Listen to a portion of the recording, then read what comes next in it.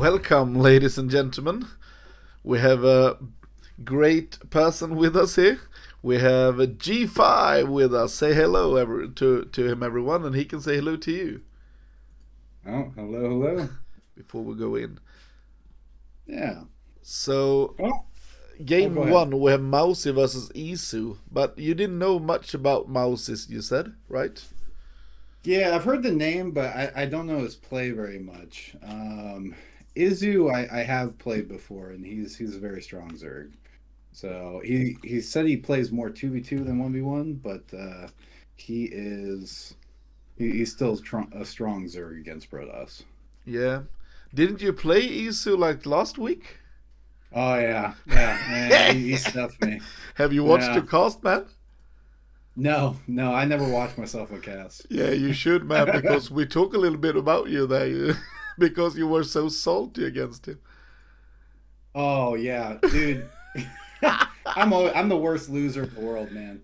Like I was talking to Zeke about this the other day. Yeah, A private chat. I'm like, and anybody who watches my streams and stuff knows I'm a horrible loser. I'm a great winner. I never rub it in people's face, but I'm salty as fuck when I yeah, lose. yeah, yeah. Always that We case. recognize that, man, because Yeah. we talked a little bit about that after what happened. So because you told him that it was first, I think it was the map you complained about, and I don't know what you said. It was Well, fun anyway. what's funny is I had a conversation with Ball, Yeah, BAL, who is the CPL, like lead CPL admin. yeah, And I'm like, yeah, I want to give some feedback to CPL. And he's like, let me guess, it's about the maps. Before he even knew, yeah. I'm like, yeah, he's like, yeah, we've got a lot of complaints. We fucked up this season. Oh, he thinks so. I think that Yeah. people just don't really know what's up with the maps because they are not that weird. The thing is that the maps this season is a little bit what should you say? They people just don't know really what type of maps there is because actually they are just what do you say? It's the same maps that people have played, like, but they have different names and stuff. We are there, ladies and gentlemen. Let's go for game number one. Here we go.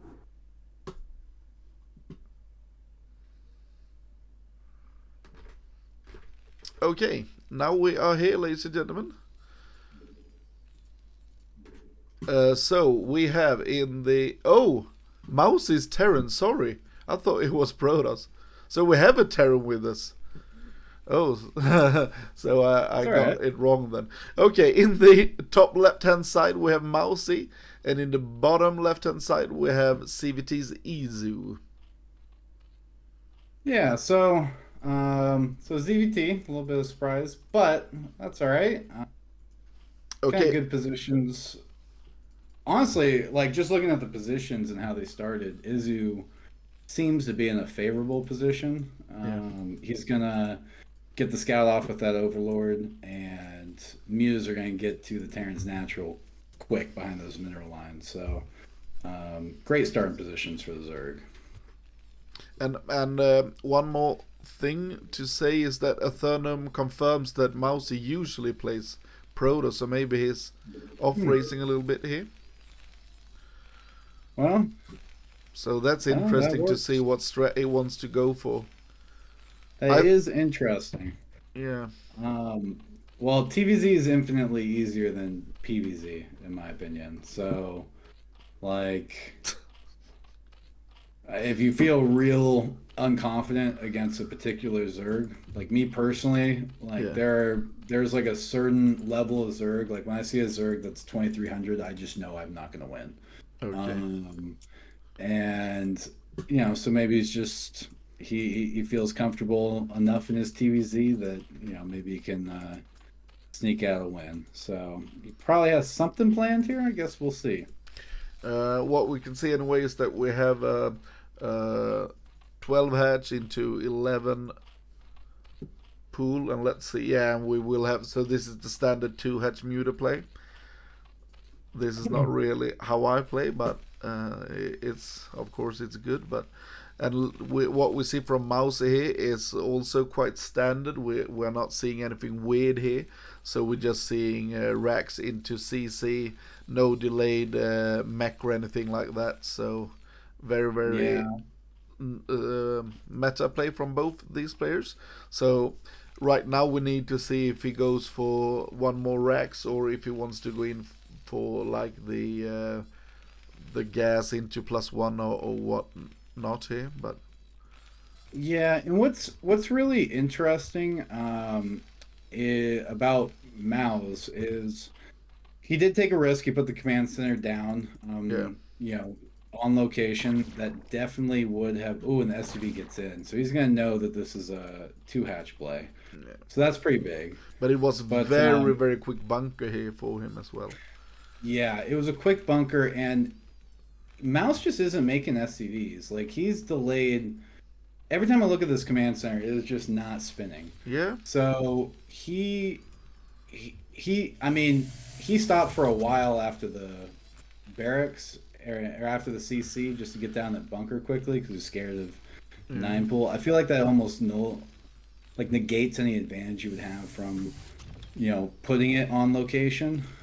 Yeah, we actually see that they have the same amount of workers right now after 340, and that is not as it's supposed to be. And now Izu is actually ahead in workers, so this is actually a very, very strange start here from.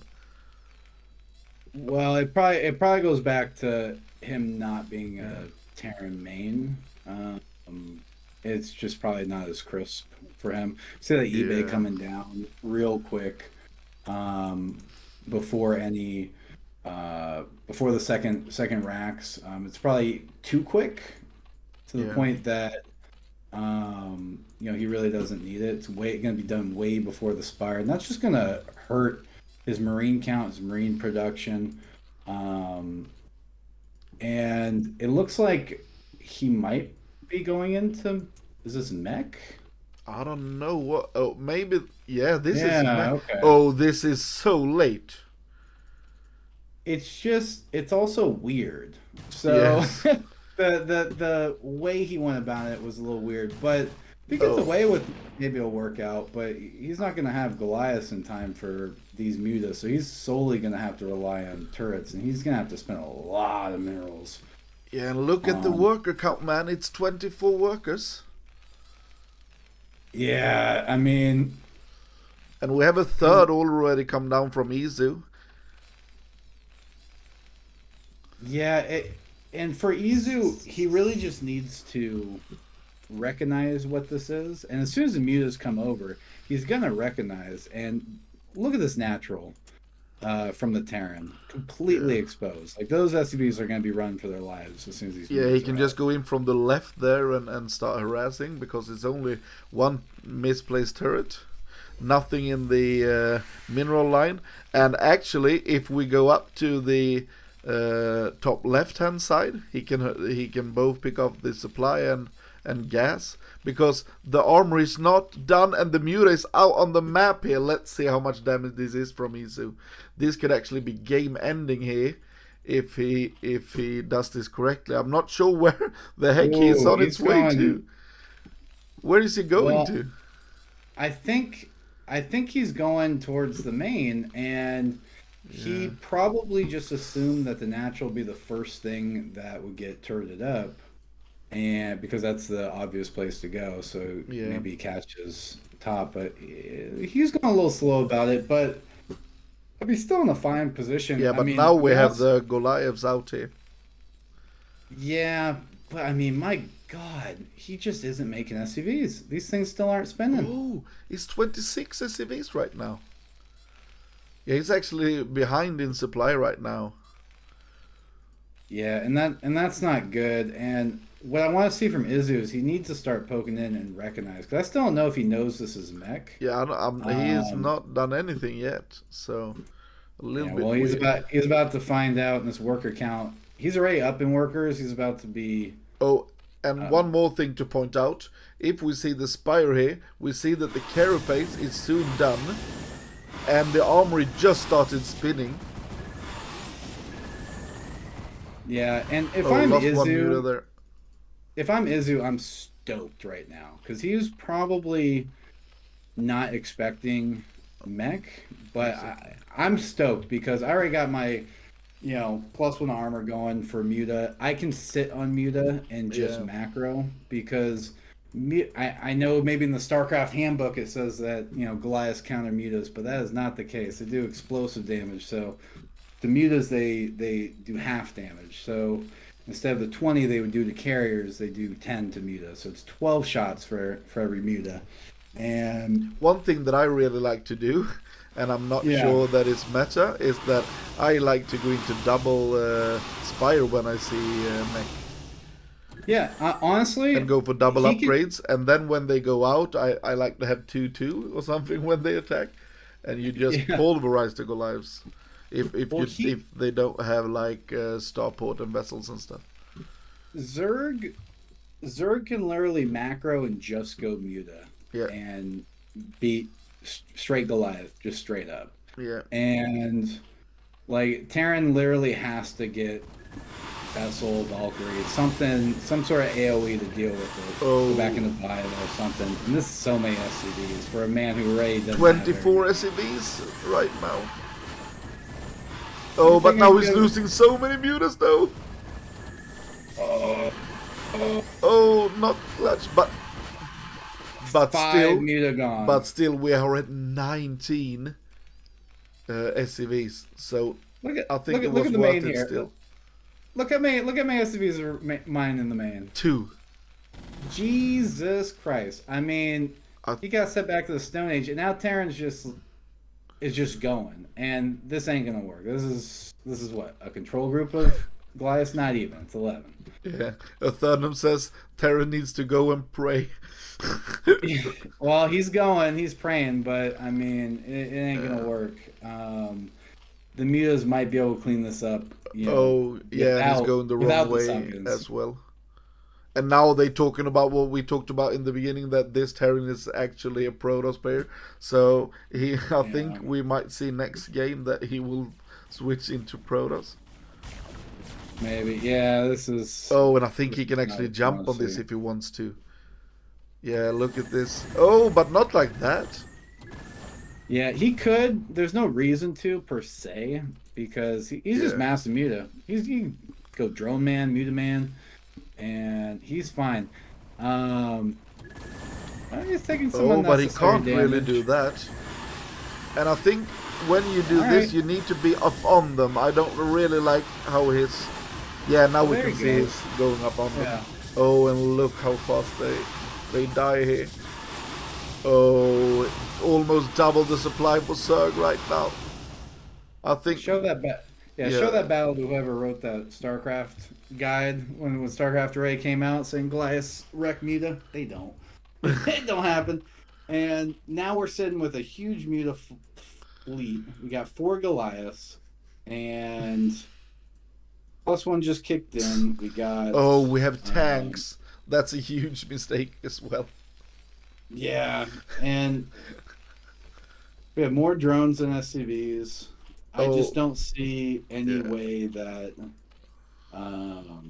Terran can really get a foothold here, unless Zerg oversteps. I think what we need to see from Izu here is just get the +2 and go, or if he wants to go right now, it's fine as well. He's gonna test the waters. He's coming in, killing these turrets. It's 8 Goliaths. This is. Yeah, more SCVs going down. Yeah. Oh, and he's actually leaving. Yeah, he doesn't know that there's only 8 Goliaths. But that was still a lot of damage. He's down to 25 SCVs again. Yeah. And now we see. Oh, we actually see him going into. I don't know. He starts to make a Hydrolysis Den and Evolution Chamber. Now he's taking a 4th as well. That was a little bit late. If we need to complain a little bit for Izu, he should have done that much earlier. I mean, personally, I wouldn't even get off of muta, but that's just me. The fourth is great.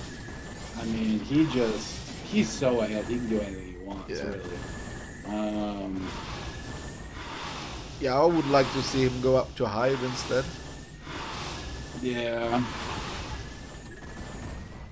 But you know, it's one of those games, you know, that Mouse tried something different and it just doesn't seem like it's gonna work out this game because he has 3/4 of the Zerg supply.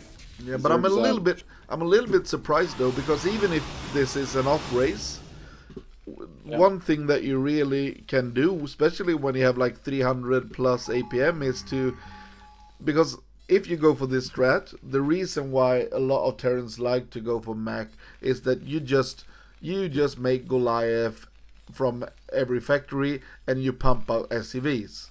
That is like, and I think you should be able to do that even if it's not your main race. Well, I think He was at like 20 or 16 SCVs when there was 16 drones. It's not really. I don't know the answer to that, even if it's not his main race, you know. Yeah, I think you know, nerves always play a factor. Yeah. And in tournaments and stuff, and I think he just didn't know the timings of certain things and kind of overreact, didn't want to die early, and it kind of hurt him. And you know, sometimes you just go into that what'd you call it, like you go into that blank space where you're playing but you're not really thinking, you know, you just stress gets here or whatever. What the heck is But Easy doing? Why is he not just cleaning this up? I don't think he knows how much stuff he got. well, well, if you're Zerg here, Yeah. you just delay this, right? Like you can just go. you could go, but I mean, why go when you're not 100% Yeah. sure? When you can just you know your head, you know you're producing more. It takes Terran forever to walk across the map. Like you can just. Okay. If I was him, I would send the Muta behind, cut off reinforcements, just Yeah, make sure this that army is a gets great. bigger. Oh, now he's just going for it. Yeah, he's going. He's saying F it. We got S-Snare. Oh, I like that ensnare. Oh, is this enough? Yeah. it's definitely enough. It is. Yeah, it is. It just looked like he's dying so many mutas, but it's enough. It's enough. And even if this traded 50-50s, or would be what giantly ahead. It takes forever for Terran to produce map. So it's a hard reset, and this game is effectively over. Yeah, and he's still on 24. 24 workers still. Yeah, clean game from Izu. Yeah. You know, I'm not gonna judge him by ASL standards, where it's like, well, you could have done this little thing, a little micro better or whatever. Like, he played a good game. Like, Yeah, and he played what he good. played against, so sometimes, of course, there are stuff he could have done better, but he just played against Mass Goliath, so why not just make Muta? We got 22 more drones than SCVs. Yeah, we're doubling supply. I think we're the one we could have been a little bit critical of is in the beginning there. He was so slow to scout with his mutas. That was the mutas were slow. Yeah. He got him out quick, but he got him in the base slow. Yeah, he just I'm not really sure what he did. He just walked around with them and never got into some attacks. So that is maybe something to be critical of if we need to be critical, but I think it's just he played a solid game. Yeah. I mean, you know, you're playing for your team, you're taking it home at you know, getting the dub pretty decisively. You know, you're happy with it no matter what. And I still think that Isu don't know how big of a favorite he is here.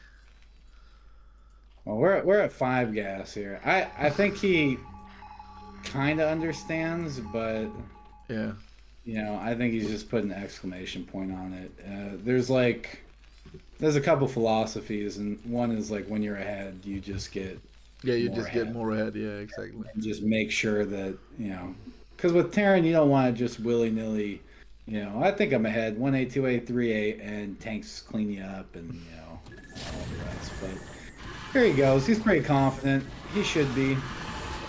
Oh, more in snare. Oh yeah. I know a snare slows movement. Does it actually slow attack speed? On some units. But I don't know. I because I heard that like in Muta Wars, Muta versus Muta, it doesn't help. It just slows movement. But I think like in Marines and stuff, I think look at it's this. actually good. The BM. The BM. Oh, this is so great. He's Love saying it. get out. I play a lot of big game hunters right now because I love the 3-on-3 BGH style. You notice no GG? I wouldn't GG after that. Oh yeah, we know that you are not a manner player. We have seen you, man. We saw you last week. It was so funny. F that. Yeah, no, that's just disrespect. No need for that. It was very funny last week. Everyone was like, "Oh, we want to see what he said," because you said so many salty things to Easy. Oh, that was hilarious. Did I say insulting things to him? I don't think I said insulting things to him. Yeah. You said that the first thing you said after game 1, that was hilarious. You said that I would not expect to lose against you. No. Yeah. I have it on record, man. That I didn't expect to lose against him? Oh, something like that. Anyway, it was like, oh, that was a very surprising loss against you or something like that, you said. Oh, no, I said disappointing loss. Oh, yeah, disappointing. I felt like I was ahead and I threw it. Yeah. It was a disappointing way to lose. Oh, maybe it was. Not sorry. that I lost to him. Okay. No. Yeah, that's better. Yeah. We actually, I can just say from my point of view, he won big time against you there. Okay, I remade a game. Arg is the second game, and now we will have this is one of the maps that you think is weird, but it's Winter's Solstice. This is a remake of oh fuck, what is the name of it? Athernum, help me. What's the name of this? Is this Tau Cross? Yeah, Tau Cross. This is just Tau Cross. Yeah. So this is not a strange map. It's Tau Cross.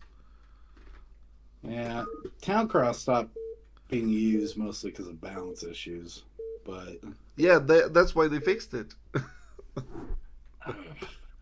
Yeah, it may. All right, go ahead and do your intro.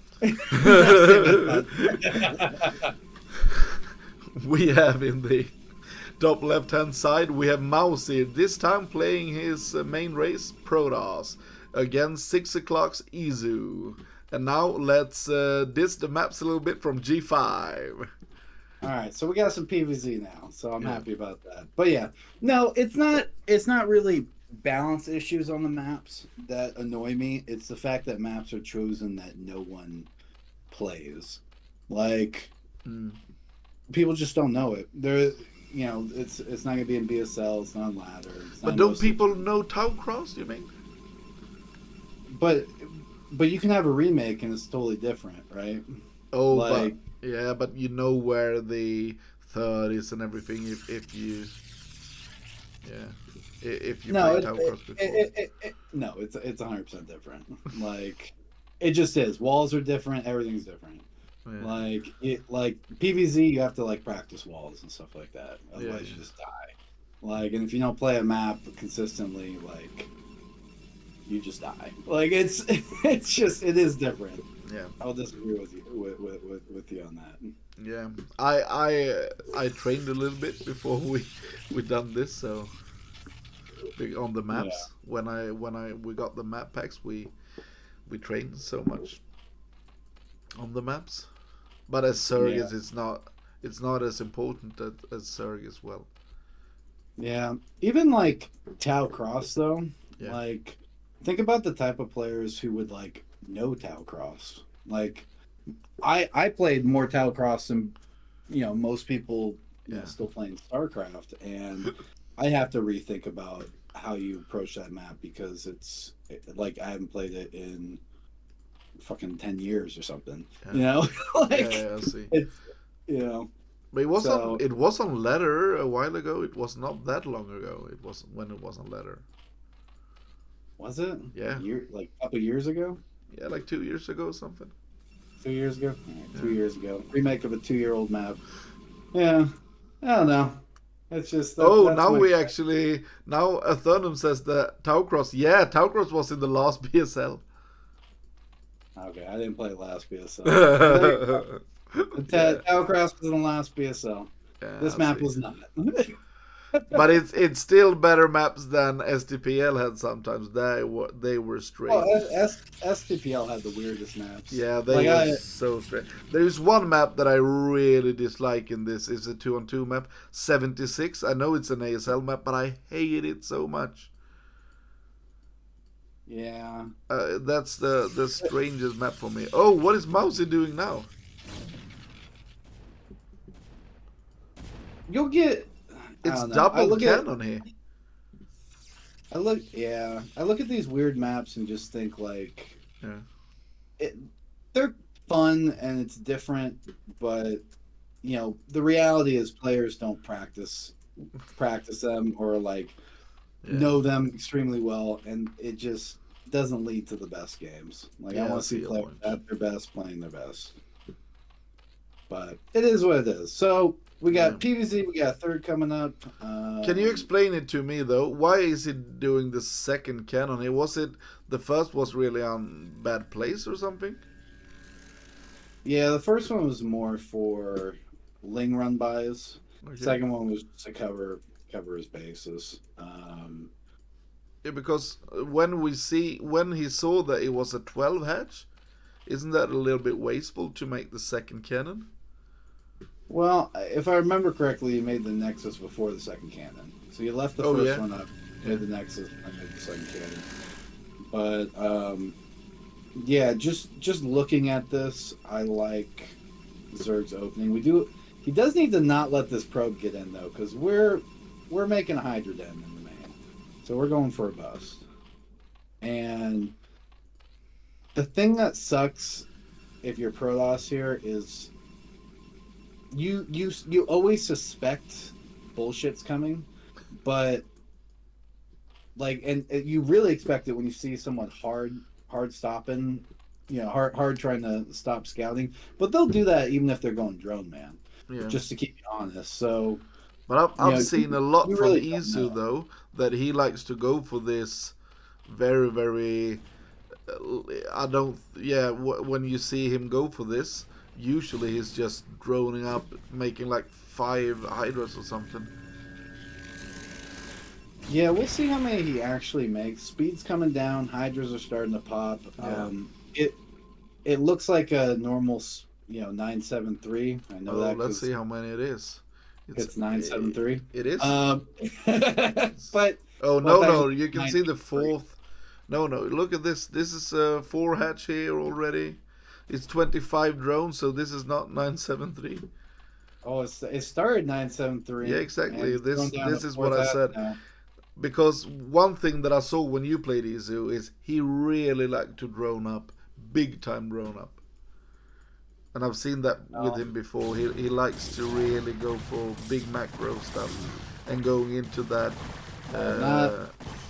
Not this game, because we got Hydras out and Protoss sees it now. So he's running back and he already has 4 cannons. He's throwing down fifth. The +1's 100% going to get canceled. Yeah, and when he's... I'm not sure the angle here, if you actually can reach that forge. As soon as range kicks in... Yeah, let's see how much you can... Oh, this is so many cannons here. Yeah, you can see how long they shoot, when they are from that angle. Yeah. We still have... Well, range isn't kicked in yet. But yeah, let's see. Very soon. And now we're actually at 26 drones, so he's actually re-droning a little bit, making a 5th hatchery here. Still don't see any drones pumping yet. But he isn't sending all his Hydras over. His forge is sitting, so... He's poking at the forge. It's going to be close. I think it goes down. Yeah, he can reach it. But he did he did force so many cannons. Yeah, So, yeah, and he did only make 9 Hydras. Oh, a little bit more, but now we can see it's all drones again. This is now he so goes back good. to drones. Yeah, and I think this is too many cannons. Yeah. What? And I guess he must have lost the Corsair because I don't see that on the map anywhere. Oh, I like the double chamber. I just love it. Yeah. Thing about keeping the Sarah up is you gotta keep the Sarah up to see how many Hydras are actually being produced, how many coming your way. Because yeah, every cannon is a lost gateway. It is, and so any timing that he would have for speed lots and stuff is gone. Yeah, and the Sarah it's dead. No, we have one Sarah, and it's not scouting with it really. Yeah, so I like Zerg's position. Yeah, big time. And one thing that I think Mouzi should do here is make another forge. We are at 1 foot. Okay, instead we're going for a robotics facility quite quick here. So let's see what he wants to do. Now the Sarah is out scouting anyway, and now we will see that it's 6 hatchery. I actually think Izu has been so much better lately because I've seen him play really shitty one-on-ones, but lately he's really progressing in this strategy in one-on-one because he's a 2-on-2 player, and I all was thinking that one-on-one wasn't his thing, but I think he's practicing a lot because he's really becoming better. Yeah. Yeah, he's solid. And what I expect him to do here is go mass Hydra, stuff any, zealot timing. Yeah, well, like a muta switch. And then make like 11 mutas. Yeah. And then just mass Hydra off that. And he'll take the mutas, kill all the High Templar, and then just run them over with Hydra. We can see the Mouzi going into 6 gateways now after like 9:30, so even that is a little late for the gateway explosion, but maybe that's just because he made all these cannons, but he's so late with the big pressure here, and we see that now the first Tempers coming out. So yeah, and it's actually going to be better for the Protoss, like what the Zerg is doing. So Zerg isn't going for that muta switch. He's literally just going to go mass Hydra at Lurker and try getting Contain going. But we already have range finishing right now. Observer's about to be out. This is about the best that Protoss could hope for in terms of what tech tree the Zerg went. Yeah. And even with that said, Zerg feels so ahead. These storms are gonna have to be money for him to get out. And especially when we see the upgrades, he already started 2-2, and now +1 armor is done for Protoss. So this, because of the upgrades as well, it's a huge advantage right now from Izu. And Protoss knows exactly what I'm talking about in terms of the muta switch. So he's pumping gas into Corsairs right now, getting ready for that, because when you enter a game like this, your next thought always is like, how do I keep Templar alive? Exactly. And now we see the Lurkers. This will be a big contain. I actually think this will be extremely hard for Mouzi to get out, but he's going out now, and now the Observers go down now. Oh, and the Lurkers comes up now. What a great timing with the Lurkers. Killing that Observer and then getting Lurkers out.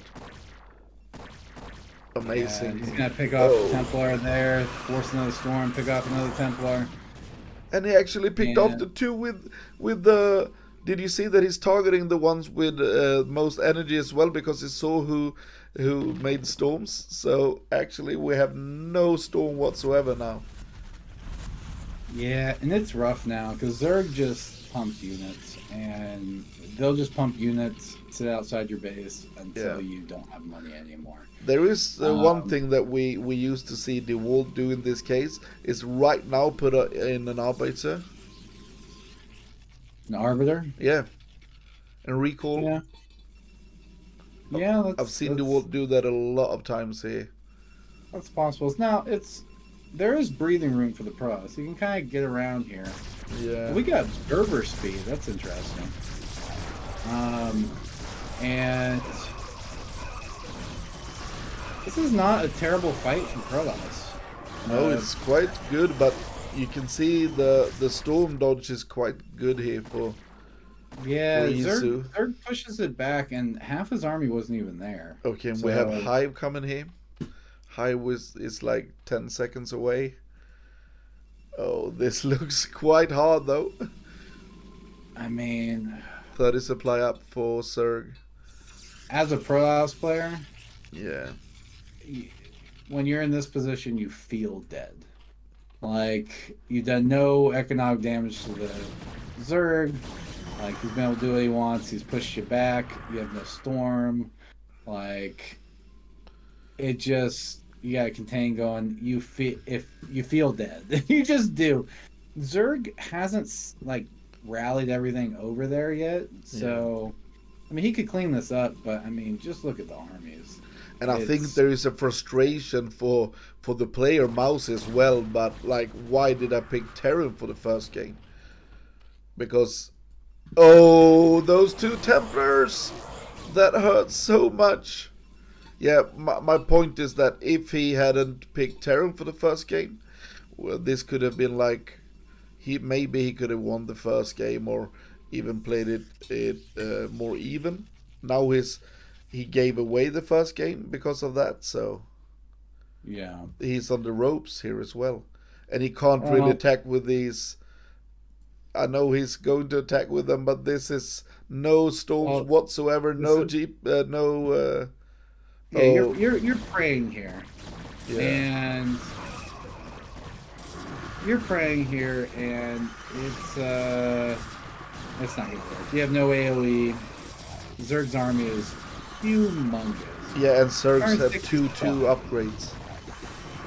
Yeah, so Zerg's just 1A, 2A, 3A, and and look, he just kind of fight on, but he just killed the third as well while he was at it, and now he can sandwich him, but he's not doing it. But 106 is 44 supply ahead.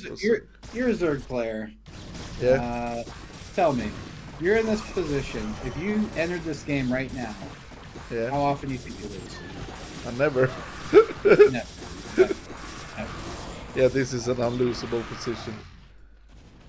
I think you can just. You could throw me in against Bisu here now. Yeah, I think so too. This is over. You're just 1A, 2A, 3A. Like you're just making units ascending at this point. Protoss is almost mined out of his main. Looks like he has. Oh, I'm gonna say he has about maybe 1,500 minerals total between his bases. Yeah. So he can make 15 more zealots. Yeah. And what you can actually do here is right now as a Zerg player, you can just. You don't even have to do Hydras if you don't want. You can just go for these lings even if they don't hurt. Because of the cracklings, you can just run lings in. Yeah, Zerg's taking the whole map. And oh, look at the amount of blue coming in now. This is horrible. Yeah. This is the nightmare stuff, man. Oh, shit. Oh, what? This is so many units. And we don't have any storms. Oh, no Archons, no storms. Nothing. I mean, yeah. We're just going through the semantics of Protoss dying at this point. Like, oh, everything just collapses here. Well, Izu played good. Yeah. As I said, I think his 1-on-1 is really growing on me. Maybe I should have a show match, you versus Izu. No, I don't do show matches, Uh, but I have a show match on uh, my way, so I'm just waiting for that. Then I need to have one more after that, you know. So yeah, I mean, he would beat me. He's already beaten me. Like, he's just a good player. yeah. Athernum actually played 2 show matches for me. Lost them both. Yeah, he lost Yeah. against Zoom and Whip. Oh, okay. Big Yeah, I time. played against Whip recently too. I lost against him. Whip's TVP is really strong. Yeah, yeah. Yeah, he crashed Athernum actually. Whip is a Yeah, great player. I think he plays like Gypsy, and just kind of like gets advice from him. And Oh yeah. Gypsy's really strong. Yeah. Now that he's in IRK, like we played some, and he just rocks me. Like, he's very strong. What is he waiting for here? I don't know. He wants to why be we're limit here. before he attacks, man. Yeah, I don't know why we're here, but Oh, look at that. We yeah, have a small attack here. yeah, Protoss is mined out, taking that third, going for that last ditch effort, but I think he knows, everyone knows this game's over. And Yeah, look at the amount of blue here. Yeah. GG. What a game from Izu here. Yeah. Mouse didn't play terrible. So it's OctZerg versus Wave here. Oh, this will be very interesting. I think OctZerg will actually, not to be mean to Wave, he's been in my clan and everything, and I love that dude. But actually, I think he can just, it will be really, really hard for Wave. But he's a great player. His one-on-one has a little bit more to offer, and I think that OctZerg is quite solid sometimes. So All right, that's it.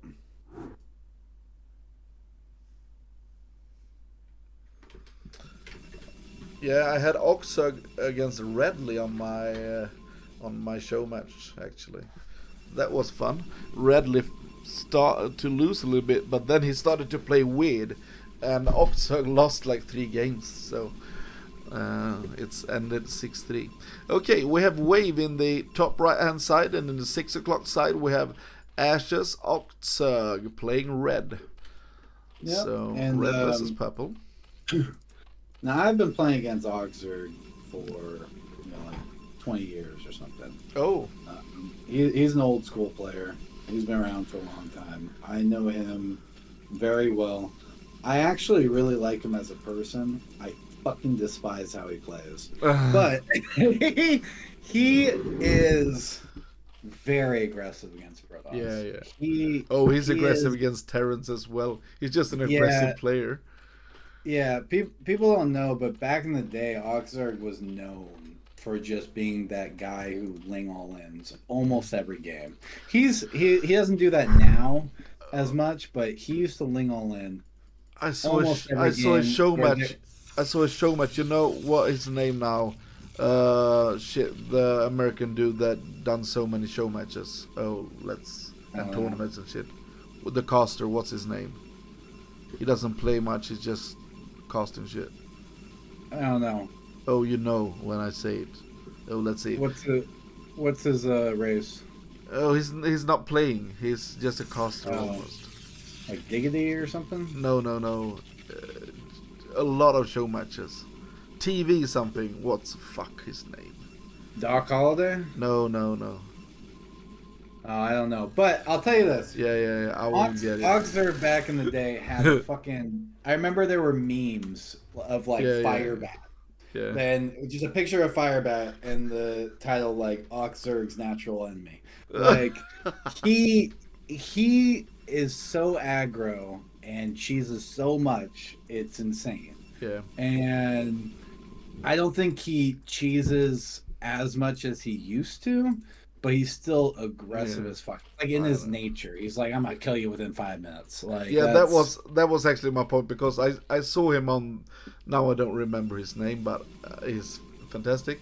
And when I saw him, playing nine game show matches, and Lings got inside the other guy's main every single game, 9 games in a row.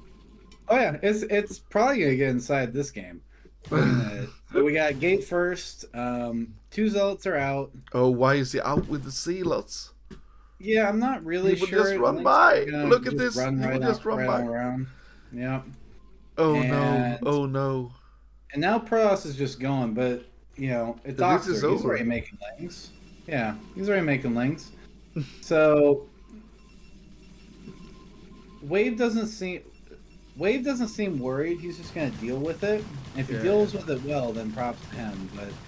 But these zealots have a shot. There's only 6 lings here. All right, now there's 8. And... Oh, this is. Let's see. Oh, this is so bad for Wave. Yeah, Protoss is gonna get stuffed here. Yeah. The lings are. But no kills on the 4 lings in the main still. That is true. Oh, and he's sending one zealot back here. Let's see. Yeah. We only have 10 drones though from our OctZerg player. Okay. Look at this. There's no Nexus. 1 probe dead. There's no Nexus. We got a shield battery going down, and I mean, it looks like this is like a 1 base essentially. Yeah. Oh, look at this. Good micro. Yeah, really good micro actually from Wave here. Yeah, but it's so OctZerg. We got 10 drones, and we're making more lings. Yeah. Yeah. Oh, is this a? Yeah, this is a ling all in. And he gets in. Oh, and he gets in every single time. Now I believe. Oh, he's now Wave attacking. This is so strange of a game. Well, you know what? Make a cannon here, Wave. I'm gonna be honest. I think not making the Nexus, investing just in, Oh, did you see those lings go down? I did. He's handling it pretty well. Yeah, and... real well. Okay, I think he lost 4 or something. Oh, now it's dead and he's attacking, but this is so many lings, he should not attack here. But we don't have a 3rd from OctZerg. Oh, but we have a lair. And more lings. One gets caught. Well, of course it's more lings. It's OctZerg. Stargate coming up here. 5 million lings. I would like to see double Stargate. And yeah, so lings are gonna crash in, but that's gonna be the end of it. Protoss is gonna hold this. Stargate's coming up, and so is the Spire. So this is. Oh, he will get in on the top. Oh, he's attacked. Oh no! He no! got in there. Oh my gosh! I thought that was closed for lings. That was a clean hold if he had zealots in the. Oh yeah, I thought that was actually. He thought it was link tight, and now he's killing the Stargate.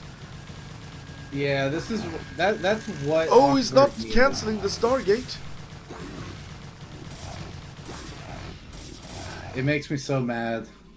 It makes me so bad as a Protoss watching this. Yeah, and we know that this was about to happen, and you see more lings. More lings. It makes me so bad. What is he going to do now? And we only have 1 gateway. Well, we're gonna have maybe 4 muta making pretty soon. Naturals. I mean, he has to throw down. He's got to throw down cannons. It looks like he's gonna go. Okay, more lings. Go for a natural. But what is Wave's going to do? Does Wave know about this muta stuff happening? Just plug those holes. What are you doing? Cannons. Oh, but right now it's actually okay if he gets in there because he will lose everything. Oh, he's going for Nexus. He needs to deal with the mutas. Yeah. I can't see how he holds. It's 4 mutas. The mutas are gonna come and wreck the.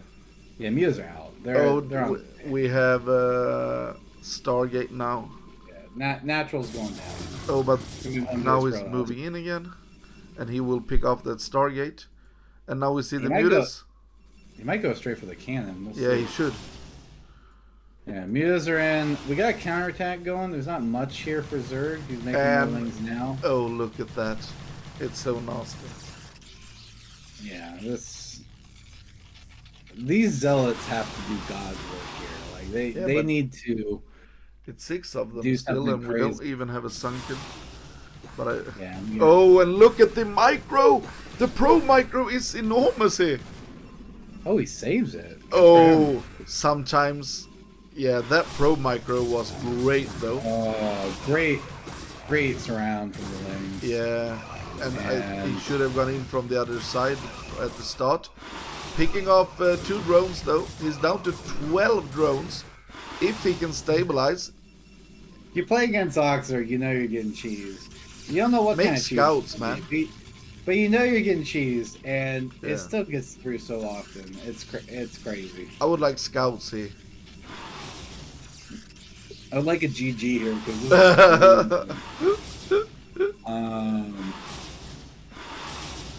yeah, that sucks. I've seen also win games, you know, where I saw a game, I don't remember who it was against. After 10 minutes, it was like, this game is over. After 20 minutes, I thought, this game is over. And he played for 15 minutes and won in the end. And I was like, you've been dead for 30 minutes straight? I'll be honest. Wave somehow was in a great position at one point. Yeah. And had one hole above the shield battery in his NAD.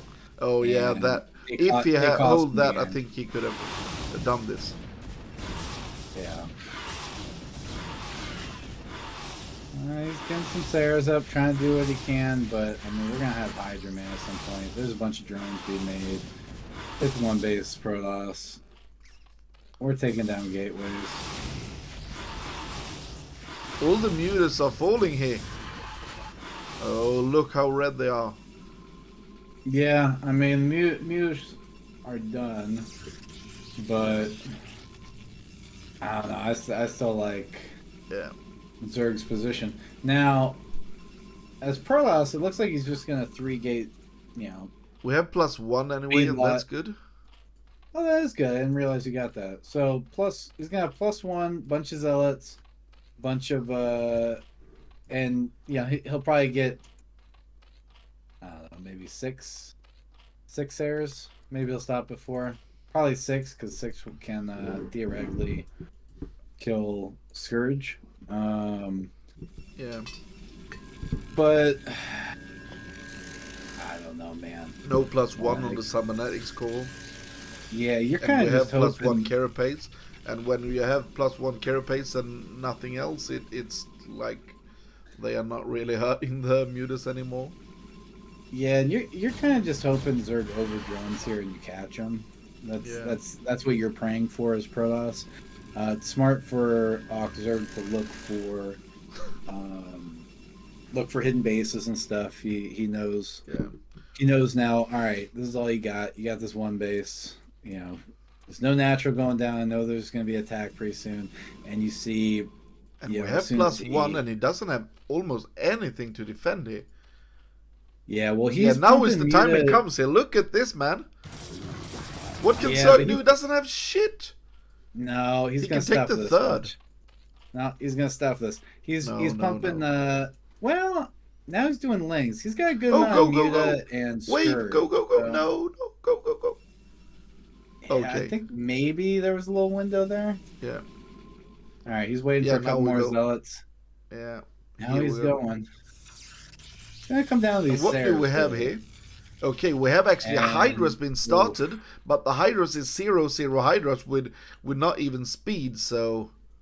Oh, but Wave needs to go now. He can't wait. If he waits, this is GG. Well, he's down to 5 Sares, and he's going to lose them all, these muta. Yeah. And then muta Scourge, so he has to back. +1. Yeah, he has to back. Oh yeah, +1 carapace. It's funny that the small amount of mutant and scourge is enough, but it really is enough to stop this. Not picking off some scourge, that's good. Giving himself a little window. He's got 6 now. But the And longer we wait, the worse this is. yeah, I feel like that window may have already came and gone. Okay, But he's actually going for Nexus Templar instead now. here. Yeah, Nexus and Templar. I think he realizes he can't get anything done. Yeah. So he's just playing for the defense now. And Templar's out. It looks like Storm. I don't know if Storm's done. Or no, yeah, he's just starting just now. started, yeah. So he's not gonna have that for a while. We got control group of Hydra out. Maybe going for an Archon instead. Yeah, lots of drones. Zerg's in a great position. Yeah. One thing that's really missing from the army of Protoss is the +1 on the Sears, because when you have the carapace upgrade, it's so freakishly hard to do anything here. And now we can just see OctZerg running away with it. Now he's at 40 drones, so now we can just go for that 6-hatch mass Hydra style. He doesn't need to do a lot else than just make Hydras the rest of the game here. Yeah, Zerg's way ahead, but you know, if you're gonna beat OctZerg, you know, you want to take him into the mid game. You have better shots there, so you know, who knows?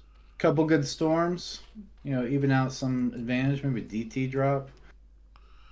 You know, there's playability here. Before it looked hopeless, so there's a little chance here.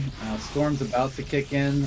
Oh no! Don't do that. Don't lose the Templar. He's gonna lose one of the Templar for nothing. That's unfortunate. And now we have a storm. One storm and 0 storms, and that is that.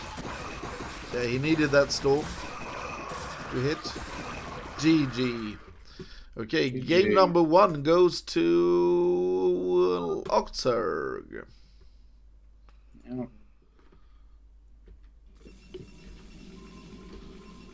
Oh, but now they can't see you. Okay, let's let's just take that away then. 2 seconds. Yeah, they don't need to see me. Yeah, just taking that away. So, oh, what is going on?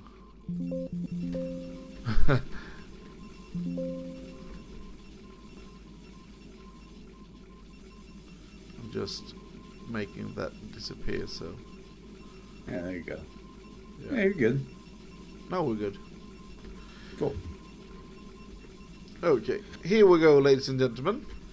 We have in the top left hand side, we have OctZerg play against... No, sorry. We have Wave in the top left hand side going for an in-base pylon. And in the top right hand side, we have Wave. Yeah, so if you're Wave this game, you're just thinking... Oh, this is a 2-gate. Yeah, you're just thinking, I don't want to die early. And so he's going the 1-base route, which is going to be great. Because it's a 9-9. is... Yeah, OctZerg's going for the 9 pool because it's OctZerg. So he's making lings. And we're going to have a 2-gate out. I think actually 2-gate against a 9 pool works. It does. It's not bad, but I don't see it getting crazy damage done. I guess we'll see. Because they are also cross map. So it's going to take a while to get over. Yeah, that's what's bad with it. Yeah, and you're always going to need to keep 2 zealots on your ramp because again, it's OctZerg. He's just going to run around your stuff and try to get in your main. So you just have to be wary about that. And that's not even an OctZerg thing. Zergs just do that in general. They just want to get lings in your main, create havoc, slow you down, take probes off mine, kill probes if you can, force stuff back. Like it's a good thing to do. Okay, now we have. Yep. We have the hatchery done here. And I think what he should do is wait for like 5 sealots and go. So you have that timing. Oh, but and now Wave knows that there are 6-lings. He should know everything about the timing now. And just wait for just wait Yeah. for the 5 zealots and then just go. Yeah, and he's going to, and he's actually going to.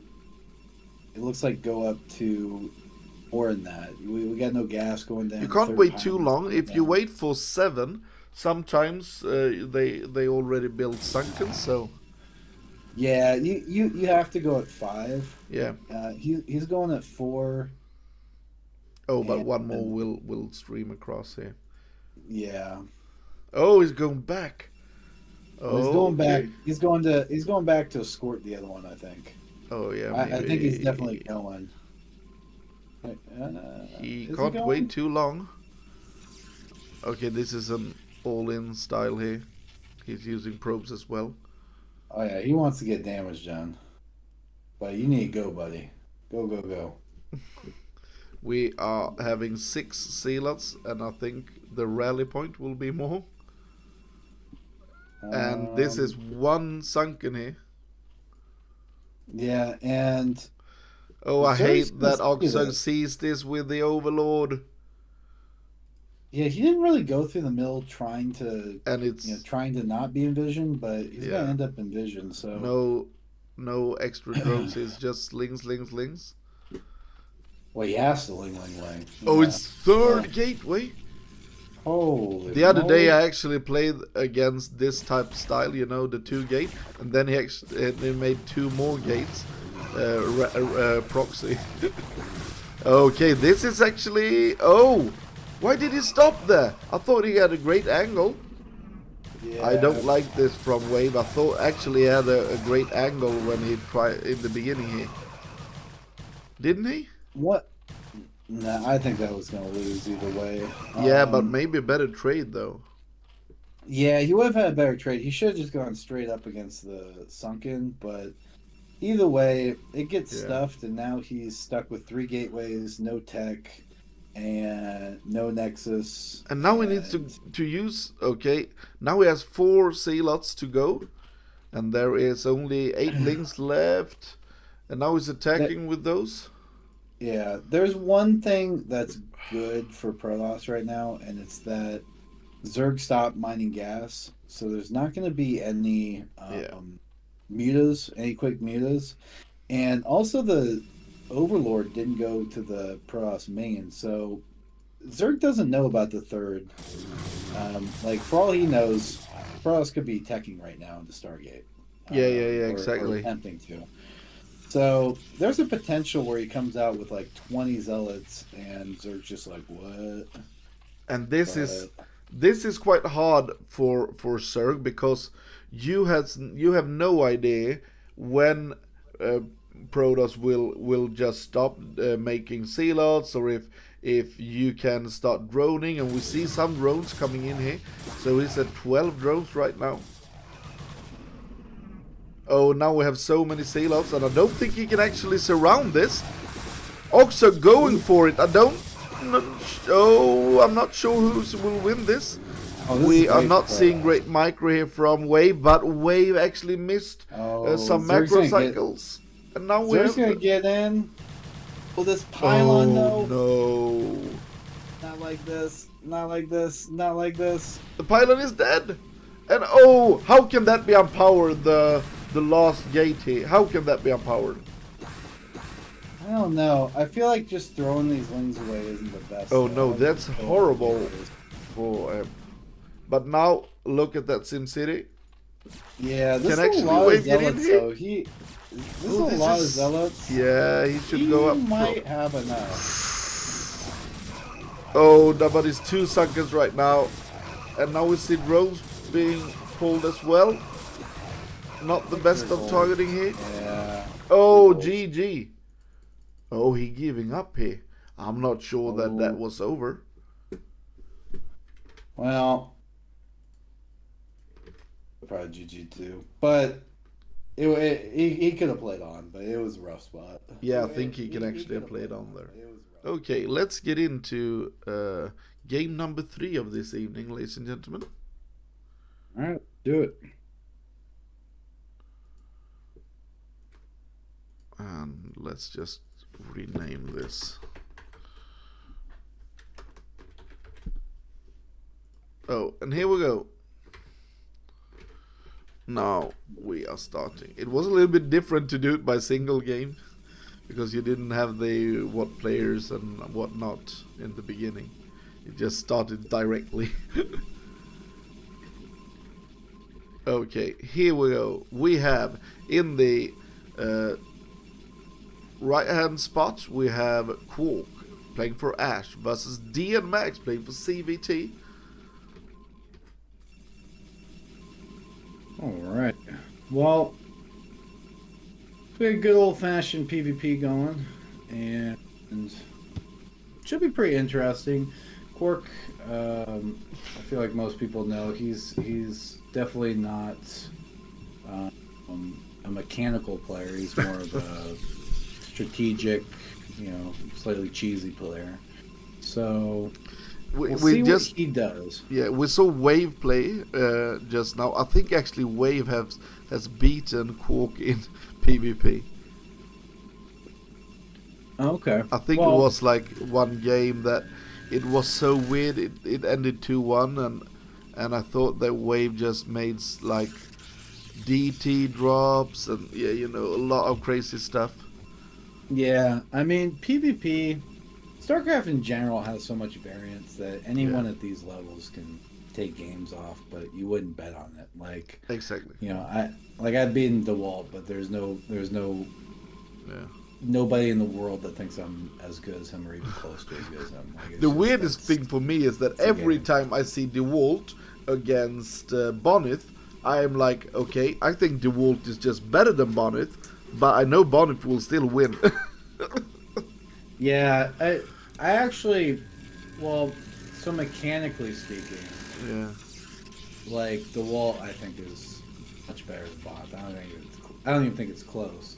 Yeah. I just think, and I think that DeWalt has more build triggers. I think Bonneth just knows his strengths and it's like it's telepathic or something. Some players you see, they just do stuff. It's like if you wasn't sure they didn't map hack, you would think they map hack. But of course DeWalt and Bonneth isn't. But when you see Bonneth, sometimes it's like, how the heck does he know this? It's just another level. And when you have so much history against players, it is kind of like that. Exactly. Especially if certain players are like robots, like back in the day, Hydra was like a robot. Yeah. So you knew exactly how he was going to play on every single map, and it was hardcore macro, and it was still really difficult. But you could blind counter stuff, and people would think you're map hacking if you weren't, sitting at a lane and people were looking at you. Yeah. So that stuff definitely is real, but So it looks like we have. Look at this! Range. This is a fake from Kwark. Oh. So it looks like he's gonna DT. Yeah, I think so. Okay. So, I'll tell you something that I personally. Both going DT. Both are going DT. So, here's the thing with PvP. PvP on maps with no ramps is kind of coin flippy because there's no solid build. Actually, that's a DT drop from Kwark. Or DT with DT Observer, yeah. Who does that? That's weird. But so what's interesting about it is like when you don't have ramps, 3-gate always wins against everything. So you go 3-gate, and then you have the person that will go DT. Both of these players are going DT, to counter the 3-gate. And then you have the weird, I'm going to go 3-gate robo with obs that loses the 3-gate but crushes, DT. And it's just kind of like this coin flippy thing. When you have a map with a ramp, that's not the case in PvP. That's why I hate that Sulfate gets put into so many maps. We have a forge. Look at this! Yeah, what? What? I'm like, what is Kwark? Yeah, this is DT drop. So this is a DT drop with a cannon to help hold against stuff. That's fantastic. And so we have Dienmax going Nexus, so he's dead. Yeah, it's super all-in-y and super cheesy, but it is 100% gonna work. Now, But if this he, this may tip him off. yeah, because When he you sees see the that there are no cannon, range, right? yeah, when you see the cannon, you know DT is coming. Yeah, and no range.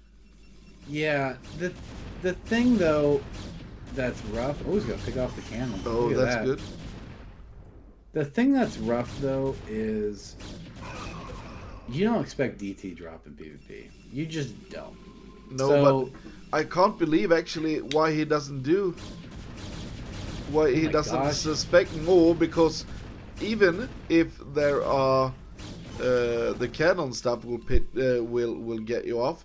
Don't the no range stuff, because you saw the range spinning in the beginning, and now no range is spinning. So I am a little bit concerned. Why doesn't he thinks that there is something strange? Okay, now we actually see the cannon coming, and we had Yeah, one DT against the this is double done. DT here.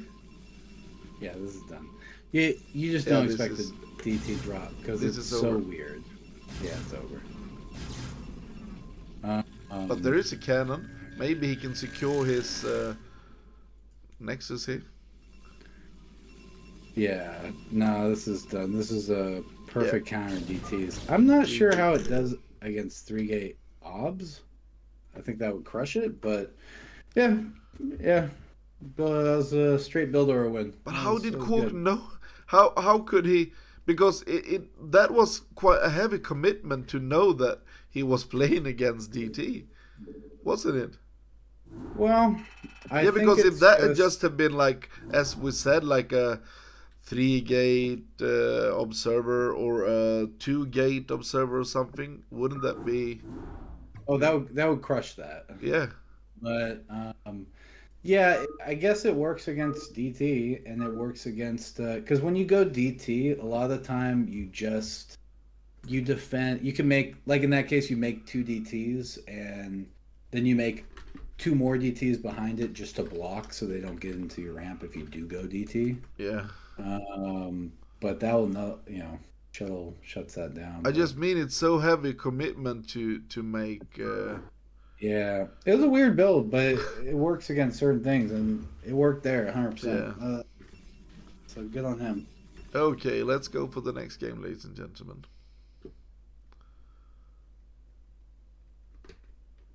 So we have in the top left hand side on the map Vermeer, we have Dienmax, and we have in the bottom right hand side we have Kwark leading 1-0, because Kwark is a intelligent player and he does crazy stuff and wins.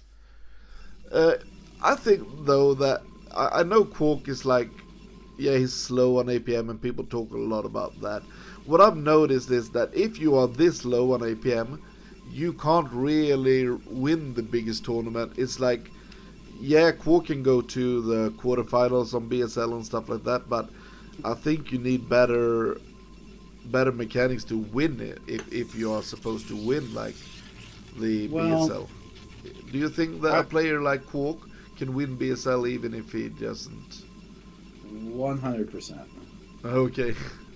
But I think 100% you could win like that. It doesn't help you. Like, I'm not gonna say that having shitty mechanics helps you. It certainly doesn't. But Yeah. a player like this can win. But the only way you do win is you have to coin flip a lot. You have to cheese a lot. Yeah. And you just have to go on that run where you just hit all the right build orders and get lucky, because that's the only way that you're not gonna win straight up. So okay, we have a double gateway from Dienmax, and unfortunately though he is crossborn. Mm-hmm. So that is actually being quite hard for him. But I think that because of the SimCity for Kwark, I think he can do nasty things to this with some pylons in his base. Yeah, let's see here. That's not. Well, yeah, it's still gonna require 3 pylons to but lock in a. But it will be quite hard to just maneuver your goons straight here. Maybe he can do 2. Yeah, it'll definitely be difficult. Yeah, do you see my point though? That this is not going to help him though. Oh yeah, it doesn't help him. It's very closed off. Should be more open. He does have the core on the back though, so Yeah. Zealots can't run around.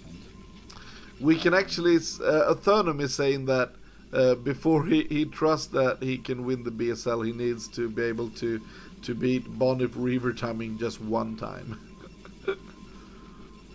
Well, that's the thing. Like, if you're, his biggest issue will be PvP. Yeah. Because, you know. Yeah, play like Bonif or Oya G for one example.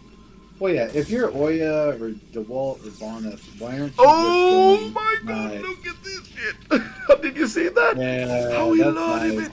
That was so beautiful. That was the nice. most beautiful shit. Oh, I love that. And he can... We got DT right in the face of Yeah. Dienmax. Oh, and he really tries to get out there. He wants to. Yeah, he leaves will the get out. pylon so he can. Yeah, this is interesting. Very, very beautiful play to make that pylon there still. And he knows there's no DT drop possible, so he's going to expand with a forge.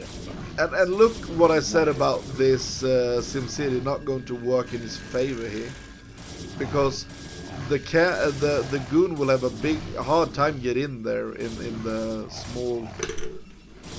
Yeah, and he's mismicroing. Like when you have goons against zealots, you need your goon to be firing pretty much constantly, and to deal with it. Oh, and look, damage. yeah, the goons really fucked up the mining a little bit as well. Yeah, this is just getting a lot of damage. And he's just sending more and more Zealots here, Dienmax. But now Dienmax is actually attacking with both the Zealots. You go with one to attack and the other one to go for probes here. But one thing that we can actually see is that even if Kwark loses a lot of probes, he is still not ahead in workers because... Oh, he got the goon too. Yeah, that's great. But why is Dienmax not making any probes here? Now he's starting once again, but he's really cutting probes. Well, he's making sure he gets his cannons up. Yeah. He's got his Nexus up, and the thing is you can have less probes than, and if you're mining 2 base, you're gonna outmine someone on 1 base with more probes. So it's kind of interesting, but I mean, I don't know what Kwark does here because, I mean, what is his option? I like to. I would like to see him make a expansion robotics and try to make some stone drops or something. Stone drops are always great. Maybe he's miles behind right now. Yeah. So. And he's cross map. Like this is beautifully played by Dienmax. Yeah, I think that he could have done a better job holding that. When he saw it, he could have done much better stuff. Yeah, for sure. And Kwark has no idea what's happening. He sees the expansion now. He's like, oh crap. He even invested in Forge again because he thinks maybe DT might be coming. And he's really afraid of the DTs anyway because he's standing with 2 probes on the ramp. Now he's taking them out. Well, yeah, he knows that's the only way he can lose here. Yeah, like, straight maybe up, DT drops could be a possibility that he can lose from as well. Is that Zealot then? Oh yeah, that's Zealot then. It's full scout. Oh, horrible. He knows everything that's happening, and he knows he's ahead. Yeah. Right here, it's just he basically just needs to get a bunch of units, get 1 obs, and he's gonna have such a huge timing. Yeah, there's gonna be a huge window where he just walks over Kwark. Now we have a robotics facility, but we can see actually him being very, very afraid here because he's putting a cannon in the main as well. Yeah, almost too afraid. Yeah, like he got a full scout, so he shouldn't be too worried, but I guess you never know. He's just even with that, he's still ahead. And we can see Kwark now going for a third. Yeah, and that's not a bad option. No, it's you need to take a risk here.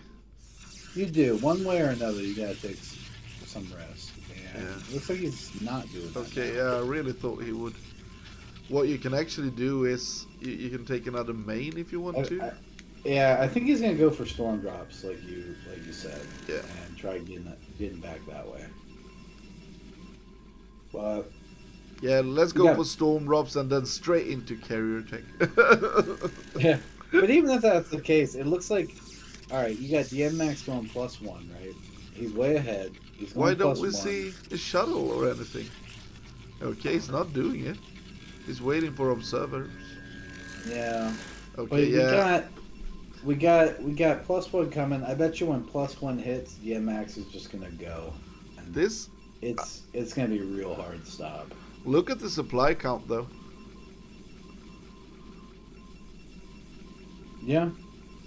It looks okay for Kwark. Yeah, but seeing how this game started and everything. Yeah, but watch as it progresses. Yeah, Dienmax has all his gateways up. He's got his tech up. Like, he's going to start flooding units. But as we can see in chat, Storm is a pretty good spell.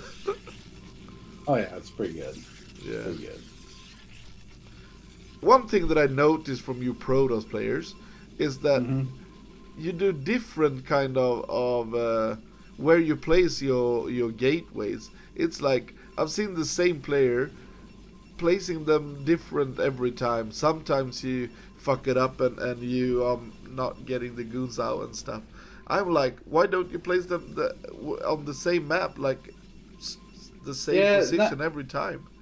Yeah, not a lot of players do that. The only player I know, like Foreigner, I ever knew that practiced where to place gateways and all that stuff. Yeah, was Noni. He placed everything the same. Yeah, every game. Outside of him, I don't know a pro that has ever done that.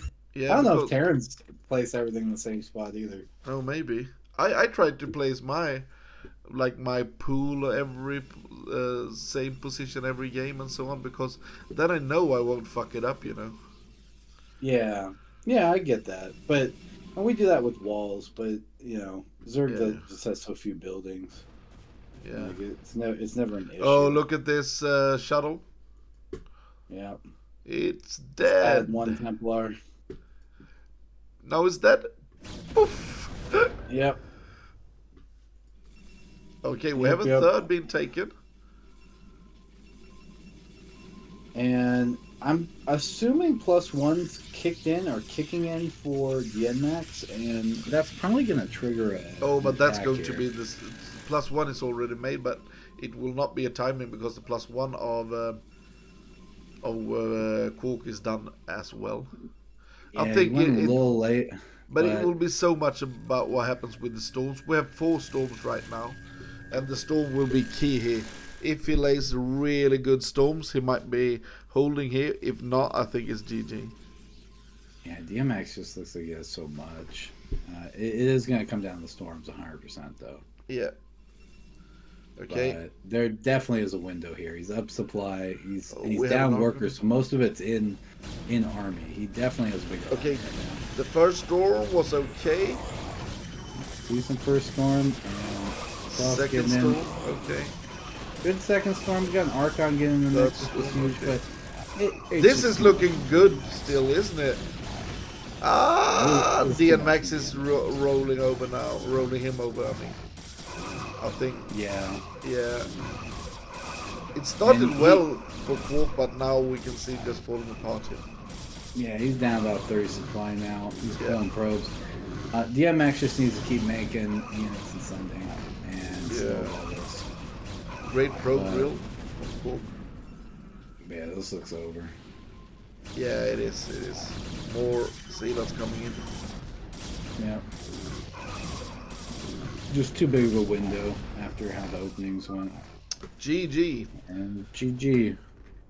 One strategy that I think is done in PvP, but you can correct me, is the mass Zealot into what we saw here was Zealots into Templars. I like to see just mass Zealot, mass Archon.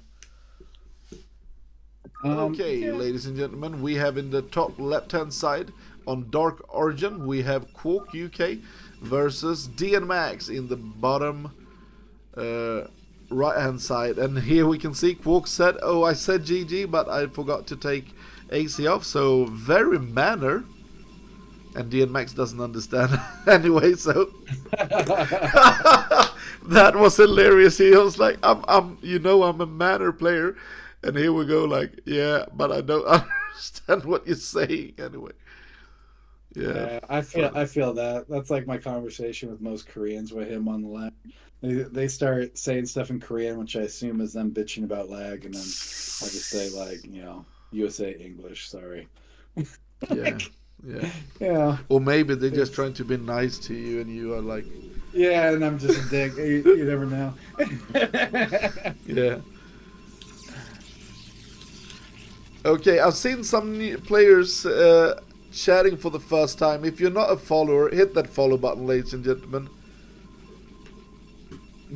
Yeah. So kind of interesting from Dienmax. So Yeah. is this a 2-player map? Yeah. This is Dark Origin, and you think this is a strange map as well, but this map is actually in ASL. So. Yeah, ASL's never had strange maps. But what is this pylon placement? I know. Well, not only was it weird pylon placement, the pylon placement's there so he doesn't get. Yeah, but it's still not working well for you in the mines. Yeah. But he also placed it like early and cut probes, like cut his probe a little bit. Really strange stuff. So that was kind of interesting. Because of that, you'll see Quark's up a probe. So, yeah, kind of interesting. Both and actually, when you start at the right-hand side, usually you are up in pros if you control them well. Well, no. Usually when you're mining on the left, I'd say. Oh, is it better to mine on the left?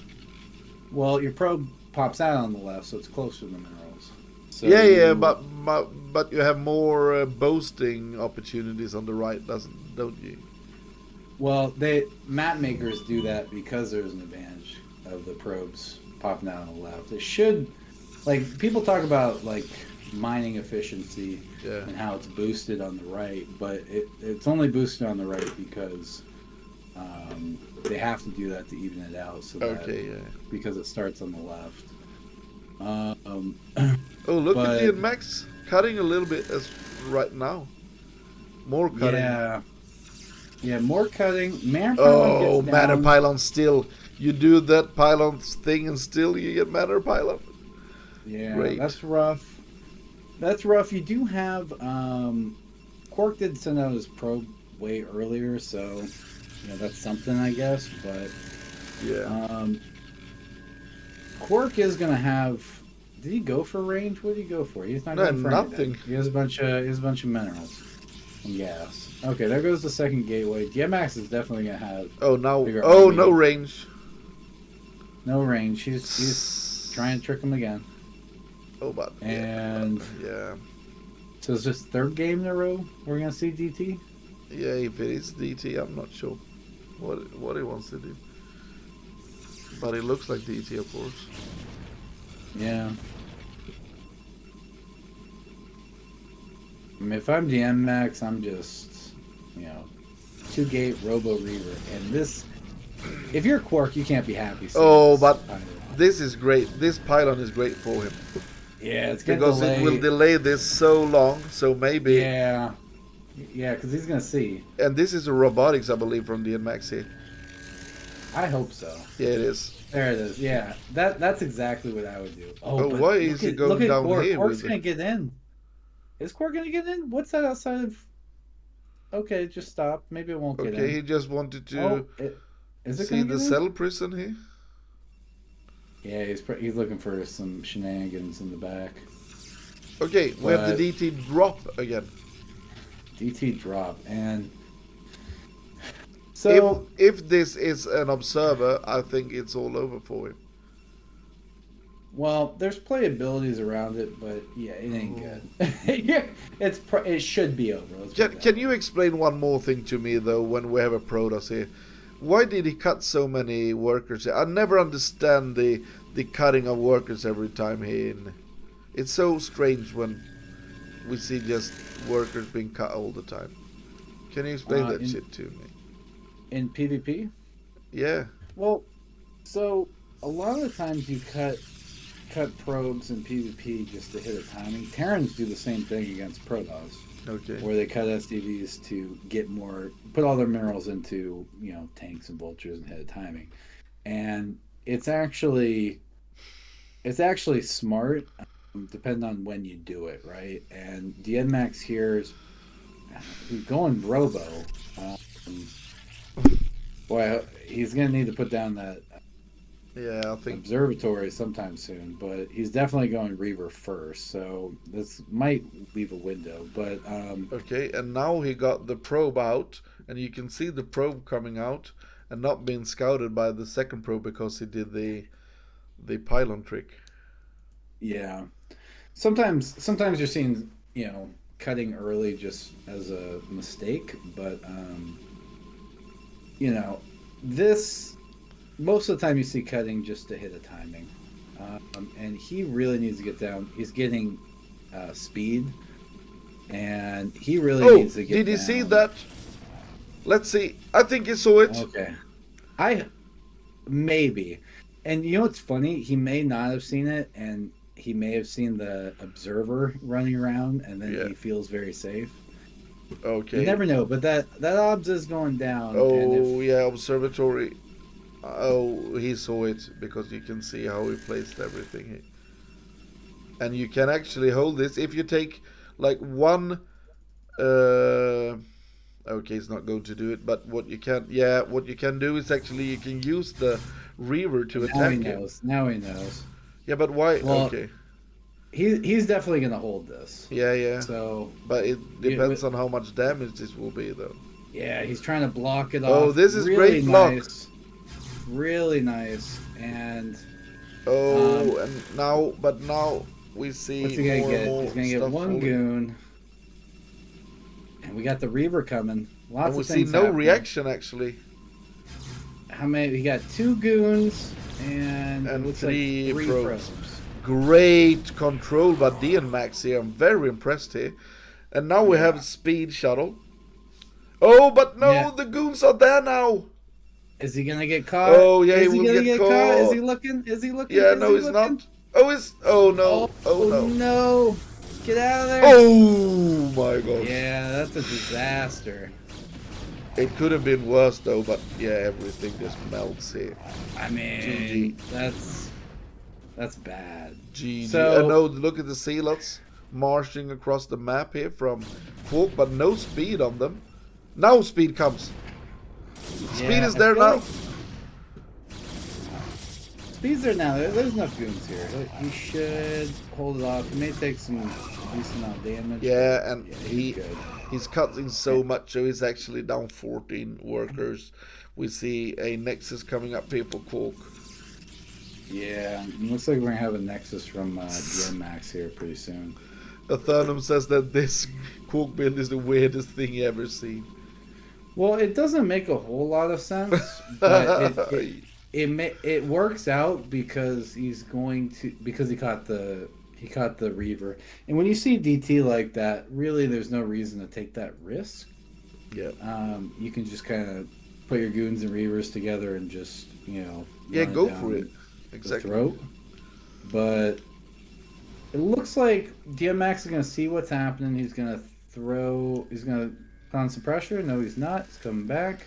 I remember Obs checking everything out. I remember a game on Eclipse. It was Free versus Soma, and Free made double robotics, mass goon, and no shuttle. He just made like 6 Reavers. And walk them across the map with a lot of goons. and Well, it looked really, really strong. Soma had so much problem. He won in the end yeah, because he's just a better player than Free, but it looked really yeah. good. So I would like to see some person sometimes try that in PvP. Like instead Well, of making shuttle river, just make 2 robotics and walk the rivers across the map because you will have so many. Okay, great he drop needs this time from Dienmax though.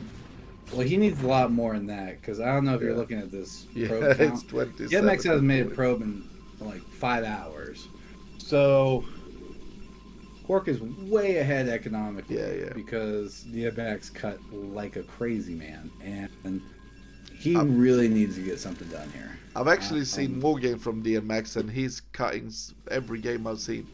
PvP, he's cutting and cutting and cutting. Yeah, and usually you Oh do shit! that to Did he hit lose that timing. shuttle? Where did No, it go? Oh, there. He just picked. he went back to pick up the second. Yeah. So this is kind of going to be game deciding. So Yeah, if Kwark can hold this, he has a weird comp. Very weird. And a shield battery. Yeah, because somehow he knows that he needs to hold. And Oh, but he's these doing a Reavers are bad pretty look. clutch. Oh, Dienmax is doing it, man. Yeah. This was the worst micro I've seen from Kwark in days. Yeah, I'm not sure. Oh, are you seeing this? And now he's pulling probes. This is all over. Wow. What the freakishly shit happened there? Well, there you go. That was game deciding. You got it. He got him. It does. GG. Okay, let's get into the next game here. It will be a CVC, Squall versus Messiah. And I'm not really sure who Messiah is here, so I know the real Messiah, but not this one. Let's see who will win this. If Messiah wins it, it's all over. Is this a ZVZ? Yeah, so we have Squall on the right hand side and we have Messiah on the 6 o'clock. And we can see the first thing that happens is that we are sending the Overlord to the right position for Messiah, but not for Squall. Yeah, so Messiah will definitely have an advantage there. Yeah. Let me talk about Squall for a second. Squall's been around forever, and I really like how he plays. Yeah. Because you never know how he's going to play. He has a very good balance of macro and cheese and everything in between. He can do it all, and he kind of throws it all at you, and he just has a good balance and really of gameplay. He won Ghostly League last season, actually. Yeah. So, and yes, we have of course see him in the highest league, Pro League as well, but it's like in Pro League it's a little bit too much for him, so he's very much in between the Goose League and the Pro League. Yeah. Okay, we actually see a overgas from Messiah, and it looks like we will see a 12 hatch. Okay, it's a 12 pool from Squall. If that would have been a 12 hatch, he would have been a big advantage. He will be in a little bit of advantage right now as well, because we will have a timing from Messiah, but we're not really sure what will happen with that. If Squall holds the first timing, it's really good for him because he will have an expansion here. Yeah, I think Squall definitely has a bit of a better, like, he kind of won on the build order wars here, because he should hold with Defender's advantage. By the time Messiah gets slings over there, Squall should be out. Yeah. We'll see, though. We will see. Let's first say, Flattymate, thank you for the follow, and X Darrell, you say that you thought this was Taucross. This is a remake of Taucross, so it's a little bit like Taucross, but a little different. If you ask me, it's a great map. If you ask my friend here, G5, it's a shitty freaking fucking map, So it's a Oh little no, bit no, tricky. no. I'm not saying it's a shitty map. I'm just saying, It's a weird map, yeah. is what you're saying. Yeah. No, I'm just saying like people don't play it. So it just people don't, play it. We have a whole map here, map pool here outside of Vermeer of maps that people just don't play. Yeah. I mean, everyone's very inexperienced in all these Yeah. maps. Yeah. It's Okay, I can it's just really say sad. for you, Daryl, there again, you said you hope to see more matchups on this. We just have seen 4 games on this before, so yeah. And thanks for the Yeah. follow as well, Daryl. X Daryl. Yeah, thank you. So we just seen a lot. You can see some PVC on it anyway, and PvP. So so we have Messiah going one base. His Yeah, Spire's way quicker. Squall yeah. has the expansion. He's gonna have the economic advantage. This will force Um, out spores from Spores. Squall, and what Yeah. can happen is we can see like mass ling come in from Messiah after that. What we usually see is Muta, and then you can use the Muta to attack the middle there, Yeah. and yeah, it's so many different stuff you can do here. Squall just needs to get out a bunch of drones right now and get up enough spores to hold. Yeah, And if he holds, he'll eventually be fine. yeah, but Um, it's I must say it's it's not as easy as it looks because oh, it's very hard. yeah, And Messiah is gonna want to, basically what he's gonna want to do is like, you can see Squall's lings are running back. He knows it's yeah, about that time, and Messiah's gonna want to somehow get the lings in the main and have the exactly. mutas cut off Squall's lings But so that his lings can kill the main. Like, Squall is actually yeah. Now we see more spores. We need to see one yeah, more spore here. Oh, yeah, I think there the it goes. placement of these is wonderful for Squall here.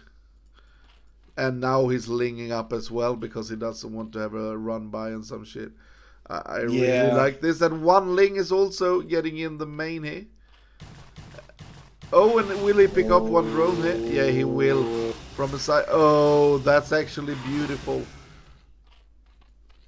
Okay. so I just wonder if he can skirt these lings in somehow through the main. Let's see. He wants to anyway. If he goes from Yeah, the top here, he's Messiah, gonna and try to picking it escort up. him over, just Yeah. like that, clear out of the Yeah. And way. now we can run in. It's open. Oh, he can run in. It's open. Yeah, he's just Okay, doing I his due think he diligence, should making sure continue what scores he are was up. doing there. Oh, this Yeah, is great he's pickup. he's waiting for more lings. More lings are coming out. Squall though Oh, takes a fight, which is that's beautiful. really good because we don't have speed with the links either. So this is really really good for Squall, and I like the picking off of the gas here. If he picks that gas off, actually he can then start to harass the other gas, and if he just picks off the gases, it's fantastic. And right now you can see the bounce killing some drones actually.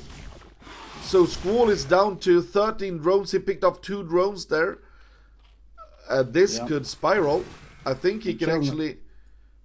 Yeah, actually go for the other gas as well here. and killing the assimilant or killing the gas also means that he kills another drone because he's gonna have to remake that. Yeah, that's true. I am Yeah, very concerned here for Squall. I think Messiah, and now Messiah can actually go for the other gas here. He should. And we have okay, no upgrades being started from Messiah. Now we see him getting more and more muta, having a little bit of an advantage. Let's see, we have 7 to 9 mutas. yeah. Squall should be all right though with these spores and enough muta. He's not gonna take any more damage, and he's mining double gas again, and Yeah, Messiah's still waiting for that map to come up. Yeah, I would think like to Squall's see in a Messiah fine harassing, position. going back in to harass the gas in the main because you're picking up drones at the same time. But every time, Yeah, of course, every time he leaves, though, you are vulnerable for counterattacks. yeah, and that's the thing. Like, Squall's never going to be Oh, vulnerable look how to melee beautiful Messiah counterattacks. does it in a way. Killing off some more drones. That's not bad. Oh, he's doing a great job here, actually. Oh yeah, that's what he needs to do. And one overload comes in here. We have a second gas coming in here from Messiah now. Looks like it didn't build though. No. There it Okay, goes. there we go, yeah. And Squall gets a nice little pot shot off there. And Let's see, is there no upgrades from any of them being started? Okay, we have some Scourge anyway. And I think what we could actually see, if he starts keep on harassing that gas, I think he should run in with the links at the same time. yeah, Squall's got to take a fight here. He should take a fight here because Oh, you know that. Oh, here we go. How's the micro? Great picking off of the Scourge, and oh, but Squall's gonna win that. yeah, but Messiah is. If he now picks up the gas, it's only 79 left. Yeah, he needs to, but he's gonna take that fight. Oh, Messiah's micro is enormous. It is, but Squall just has more muta now. Yeah, but look at the gas saved here. Oh, this is very, very interesting. If I'm picking who I want to be in this case, it's Squall Yeah, me because too. you're even, but you don't have to worry about mutas coming into your main. You don't have to worry about mutas, backstabbing you. And I think he might even have a couple more muta than Messiah at this point. Yeah. And he's squeaking out a drone here and there, like very diligent. Okay, we actually have a. Oh, that was a really bad engagement for Messiah. He just threw the game there. Yeah, now Squall's in a dominating. Yeah, this position. is over. He will just walk across the map and say GG. Yep, no scores to save you here. One thing. Oh, why? Okay, yeah, he's coming in. And one thing that actually was going for Messiah is the +1 carapace, so he should actually have waited until the carapace was done and then hit. Well, he gets 2 mutas there, but this is just too much. It's totally over. Great play from Squall here. Oh yeah, you can tell how experienced he is. Yeah. I remember one time I was going to have Squall as a co-caster, but his dog was being scared or something when he started to talk when no one was around, So he started to eat stuff. Started thinking he went crazy. Yeah, the dog really went crazy. He started to bark and eat stuff and so on. So after a while, Squall was like, we can't do it. My dog is too crazy. It's fair. Well, we're just having fun here, killing some Scourge. Yeah. Putting an exclamation point on this and game. we also have 5 overlords coming to help. GG, Yep. ladies and gentlemen. Well played from Squall. Yeah, truly. And build orders. And build order wins at least. Oh, did you see that? Hmm. Let's go for it again. Maybe we can come from the start here. Okay, maybe I can't. Yeah, it was very, very slow to move his drones there. If you look at it now, look at when Messiah gets his next love up, and look at this. Because he actually, it looked like he was a little bit AFK when he started this game. It wasn't the huge thing I see now, but I thought it was longer. Yeah. It's okay. Yeah. Probably won't be game ending or No, anything. never game ending, but yeah, we can just see it a little bit here. I'm gonna say something just for the people who don't know, because it's funny. Every single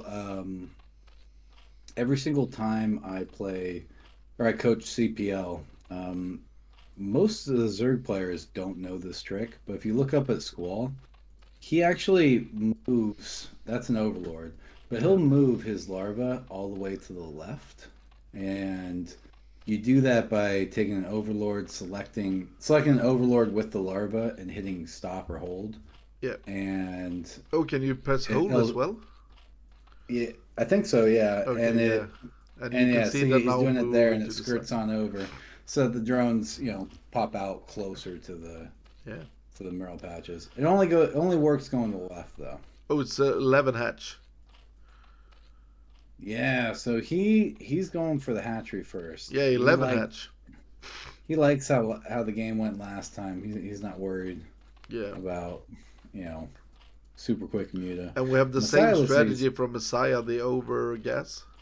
Yeah, he's doing the same thing. Yeah. So he's just going back to his bread and butter, and nothing wrong with that. He probably looks at that last game, knows what he could have done different. Okay. Yeah, there was just one drone in between there. I thought maybe he would start to drone. I love that style.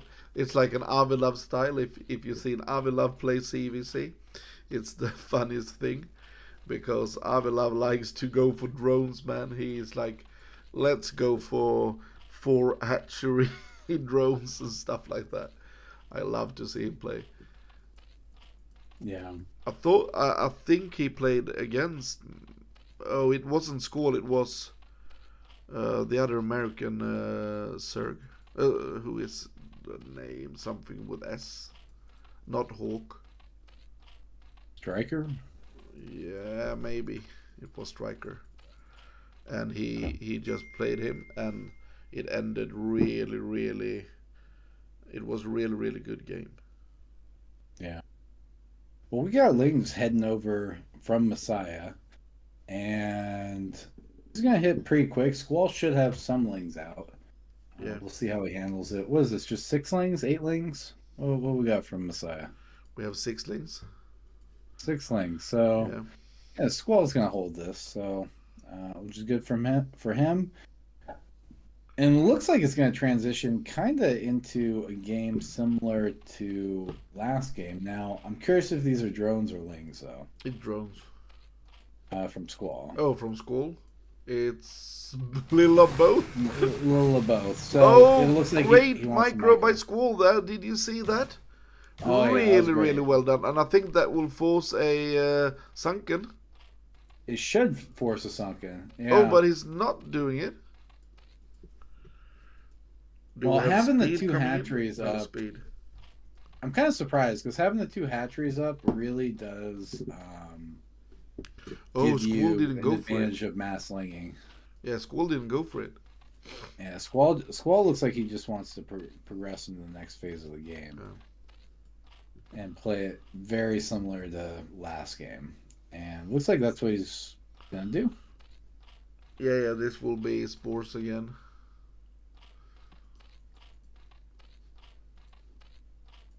Okay. No chamber though. Oh no! Oh, Squall, he's misreading this. So he's misreading this. Do you see this? Well, sunken. I think you know. Well, does he not know that Spire's coming? I don't know. Why is he doing this then? I think he's just doing it in case there's a mass sling, because he's. But he thinks so hard. Oh, he's yeah, he needs. He's dead. Yeah, this is. This ain't what you want. Well, that's unfortunate. Yeah, he can't hold this, right? No, not anymore. It's too late. I think that he thought. I don't know what he thought. He thinks he can hold this, maybe. Yeah, I but it's not only. He's got Muta coming. Yeah, right? but it's only 5. It's 4. Well, He can't hold. This is 6 muta coming to his place. Yeah, but he's gonna keep making, so maybe yeah. he holds. Oh, he's going. Yeah, he knows now. Oh, he's gonna get for the supply blocks, which is huge. Yeah. Huge. Oh. Okay, Scourge will come in, try to save it. This was just greedy shit from Squall, actually. Oh, yeah. Okay, let's see if he can hold here. Yeah, he's trying to buy time. He's sending lanes across the map. It's forcing Messiah back. Squall's still up a couple drones. So, yeah. And he's got the 2 base. So, really, if he can hold, he'll be fine. He just... It's that supply block muta. really it's 4 muta. Yeah, he's throwing down Squalls. He knows he's in trouble. Yeah. Oh, but... Oh, did you see those 2 Scourge hit? And nothing hits Messiah. Messiah has a oh, look at that. I must say, I'm very, very impressed by how Messiah is handling his mutas. Yeah, it's really good. Okay, looks like he's 2 buying hit there. He's buying enough time, though. He's going to get spores up. Yeah. So there's one. Oh, the Lynx is in making havoc here. We are at... 3 drones. Oh, did you see the nice attack there? Yeah, 4 drones. More Lynx is still in here. Okay, now the spore is dead. But now he doesn't have enough. Okay, more coming in here. More Lynx, more mutas. Okay, it's just targeting the spores. I like that. Yeah, we have 4 drones left. Yeah. Great play by Messiah. Really, really great play. GG. Still, it's quite interesting to see how we will handle this.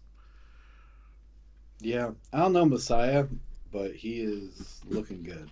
He's looking very good. We have the blue Messiah on the left-hand side, and in the right-hand side we have Squall. I just see Messiah here on the drone, the lower drone. He can actually have that a little bit to the left, and then it will turn back much quicker. Yeah, it's just a small thing, but it will be much quicker to go back. Just a small thing. Well, Messiah's going to be happy in about minute and a half. He realizes his overlord went the correct way, and Squall's going to be pretty disappointed. So, so that's definitely going for Messiah here. Yeah. And pretty soon we're going to see what tech trees these guys go. It looks like Squall. It's a 9 pool. Yeah, it looks like they're both putting down pools. Yeah, 9 pool from both of them. Oh, so we're gonna have the first game where it might be mirror builds. Yeah, and look if it's 9 pool. Yeah, 9 pool speed from Messiah, doing a little dance there before putting it down, but sometimes the AI are so stupid on Brood War units. Sometimes, sir. Sometimes. Yeah. I think the worst are goons and medics. Oh no, goons are not the worst. I know a unit that is worse than goons. Scourge. Oh well, Scourge. Can you imagine if Scourge connected all the time? That's like saying if Scarabs connected all the time. Broke as shit. Yeah, but Scourge are the most stupid. You can actually click them, to attack, and it's like, I know. What the heck are you doing? You're still moving around the Sarah? Why? Why? They gotta do a circle and a little dance before they commit suicide. Yeah, and it's like, oh, I lost the game because it didn't connect with that Sarah. Okay, we actually have a little different style here. We have a 9 pool lair versus a 9 pool speed, and actually this is great for Messiah because right now what he can do is to line this up and make 1 drone. Yeah, this is what he's doing. Do you see this? Making 1 drone because he can hold this because of the high ground, and then he can just make but he's double droning. That is Is this standard having just 2 drones on gas right Yeah, now. when you go for 9 pool, you need that because. But now he is making extra drones, so now he can have 3, and that will make the biggest of difference later. So this is actually Messiah is in a huge lead now. If you click on the gas, you can see that we will have like 150 more gas Yeah. for him. Okay, he's actually making a sunken, I believe. What we can see if the sunken is being made here. Oh, that wasn't a sunken, that was a spire. More Yeah, drones coming in here. and And Messiah more. sees everything. He saw all these Yeah. lanes coming over. He's got perfect vision. But So now we see Squall doing what he needs to do because to come back here, and that is to take an expansion. Oh, why change is he his not mind. doing it? Change Oh, his he could mind. do that. Oh no, he changed his mind again. Oh, what? But he's far behind, Uh, and he doesn't know because the yeah. spire is halfway there. Yeah, Messiah's had 3 more drones, literally 30% more economy Yeah, for a while now. yeah. Okay, he's going for an indoor hatchery. Yep. Standard for him. He Yeah. likes that. He doesn't want to get Okay, split apart, but simplifies it. I still don't really like it because now he used up a lot of his money here, so he can't actually make the 3 and then the 4th Muta. Well, I don't know. He might. Maybe he It's can. gonna be close. Yeah, sorry, I was wrong. I thought it would be. Yeah, I'm wrong. This great hit. Will Squall be able to get his stuff up then? Yeah, this is a really clean build from Messiah. Yeah, but Squall is dead. Will this not be what we just saw? I'm so afraid for Squall right now. Oh, he's so. Probably. This takes forever, and the mutas are out already. Now it's been made, but now the mutas already out. It's so much quicker, and it will be 5. Okay, if that had been Scourge, it could have been better for him. Now he's attacking with both Lings and Muta, and no speed being done for him, so it's 100 more supply there. And now you can see him. Does Squall even have speed? Looks like he canceled it. Oh yeah, sorry, he cancelled it. Yeah. Now we have 3 against 4. Oh no, that's not what you want. Oh, now we have 4 against 4. 2 Scourge coming out. This is gonna be big. Yeah, if he connects, and no connection right now. Great. Okay, great hold. Oh, battery goes down. That's horrible. But Messiah wins. Where's this Messiah kid? Where'd Jadon come from? Because this is crazy. GG. GG. Oh Well my played. gosh. Beautiful. He played that. I'm surprised I've never heard of this kid because he is fucking good. That was really good. And did you see the Scourge come out, and they didn't hit a single Muta almost. Yeah. Okay, ladies and gentlemen. Maybe this will be the never singing anymore. Maybe that is the shocker here. That was the only unique thing for me, and now you don't want to hear me sing anymore. Fantastic.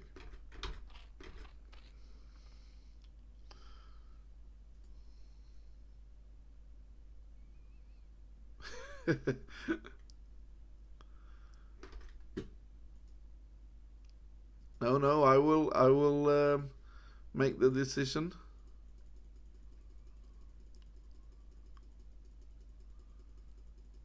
Okay, ladies and gentlemen, let's go for the next game here. We have OctZerg in the yellow top left here, and he's playing with Izu. No, he's not. He's playing with 1. Sorry. So these 2 are playing together, and we have Wave and Izu on the next team.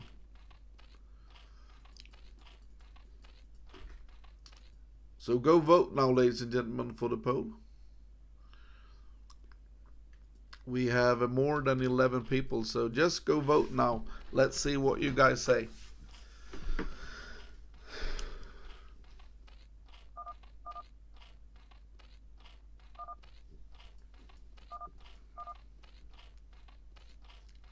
CC fuckings.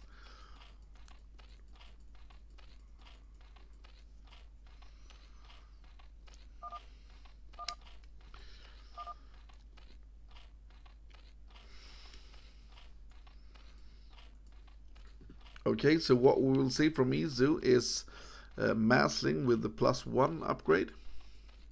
We have a 9 pool coming in here from Ash. 1.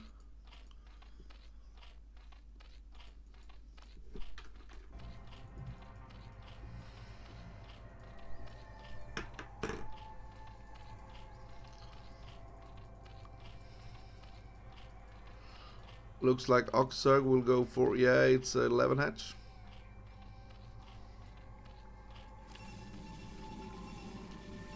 Okay, he's going for gas here, Wave. I think what Wave will do is to go for double starport.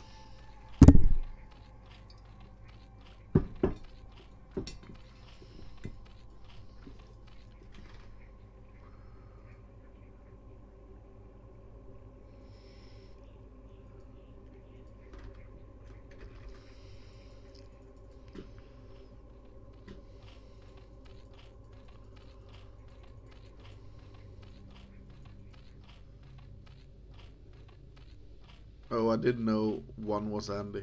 Okay, so he joined Ash now. Yeah, we have a lot of Judases on the different clans. Wave used to be in Rev. So 1 used to be in Rev. Medinu used to be in Rev. Okay, so yeah, everyone leaves us.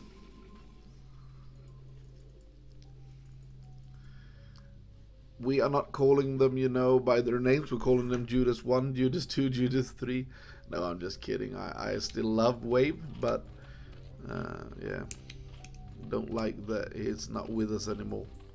And Wave is here. Diggity dad. Okay, great closing here.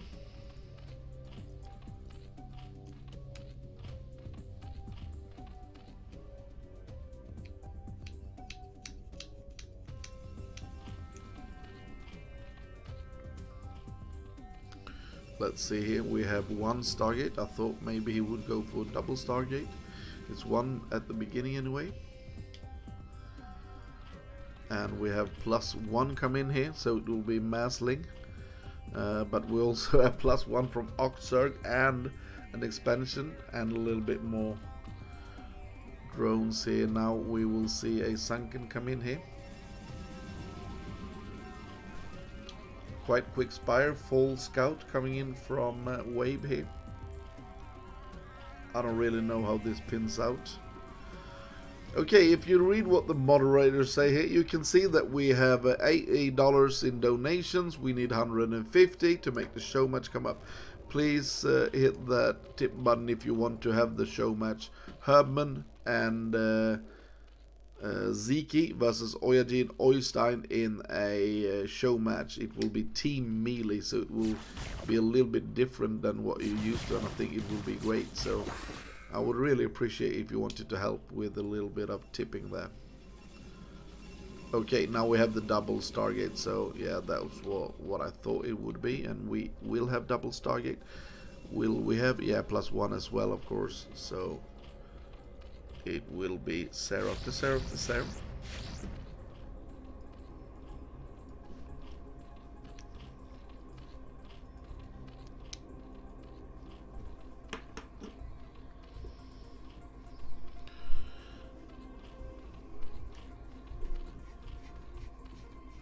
Masling still here, and yeah, we just see OctZerg also doing the Masling style, so it's Lings everywhere.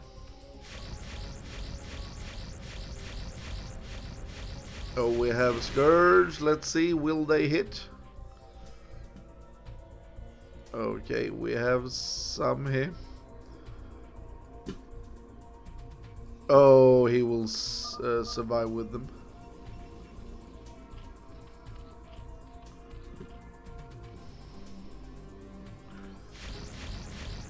Great play here.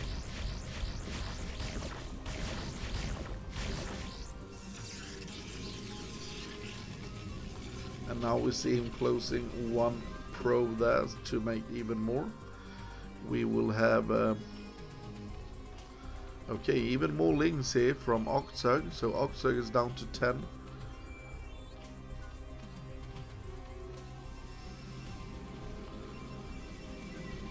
Okay, we actually see that he's committing to the muted style play here. Ash 1. And what will happen is that Wave will get like 12 shares or something with +1, and I'm not really sure that this is a great idea for Andy.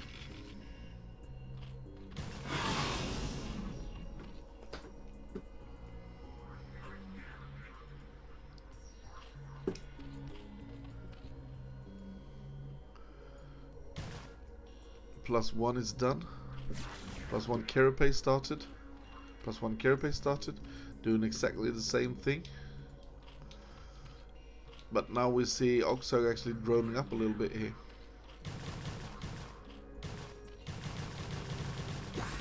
Oh, trying to kill some drones there. Not being successful.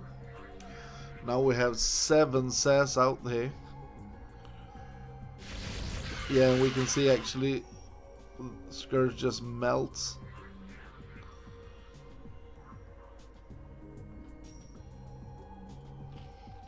It's a double spore here. Going upstairs looking even more.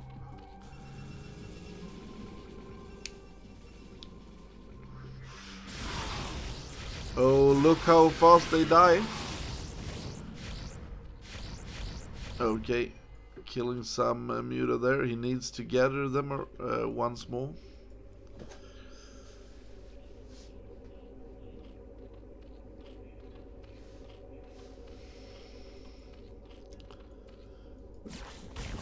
Izu actually having more links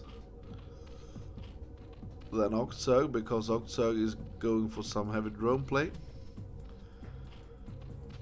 I'm not sure that this style actually works. Okay, we actually see Wave losing a bunch of shares here, but now he's taking an expansion.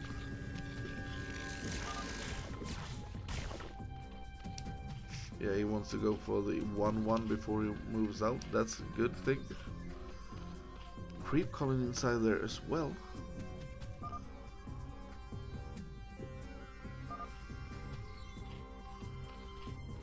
Okay, when the 1-1 hits, they will try to go here.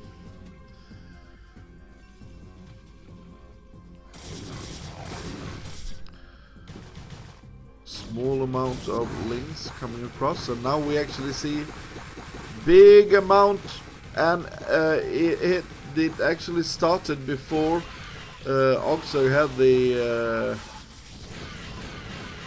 had the 1-1, and now OctZerg doesn't have that many units, and Izu having so much, and we don't have anything to help here.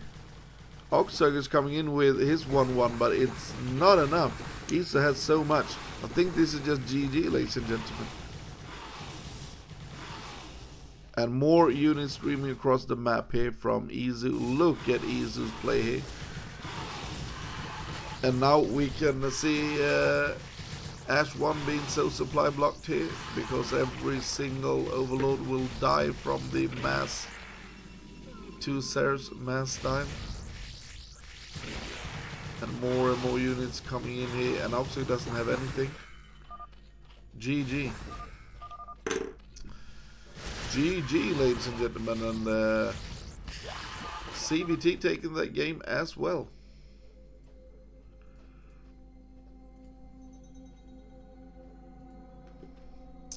Playing well here, CVT.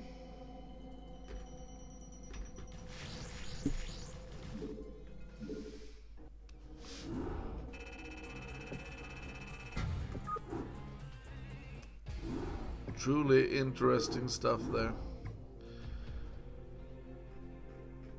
Love what we saw.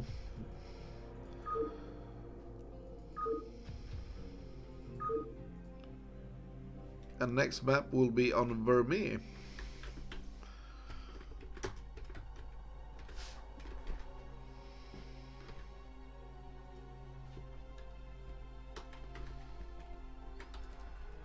And the poll is done, maybe? Let's see. Can I find the poll somewhere?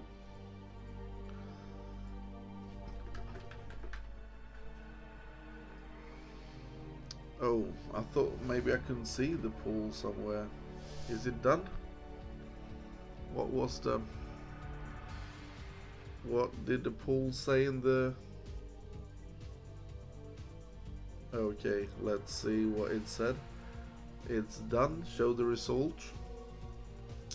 Okay, I should stop singing. That was what you guys said.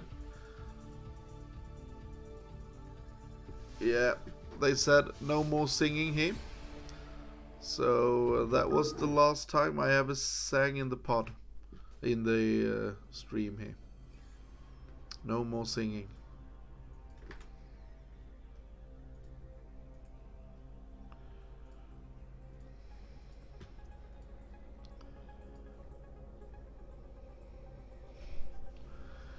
Yeah, I'm not sure, Funger. I will try to get something else maybe for you to spend your money on, your Vir coins on. Okay, we have Ash OctZerg in the top right hand side. In the bottom left hand side, we have Andy. In the top left hand side, we have Izu. In the bottom right hand side, we have Wave. Okay, it will be some pressure type build here from CVT.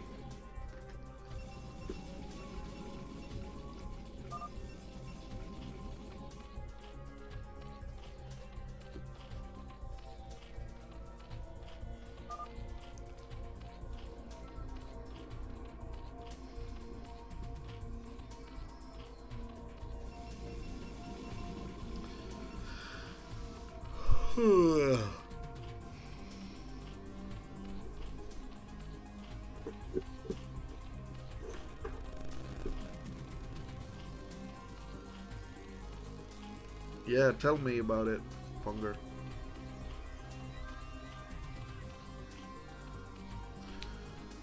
Okay.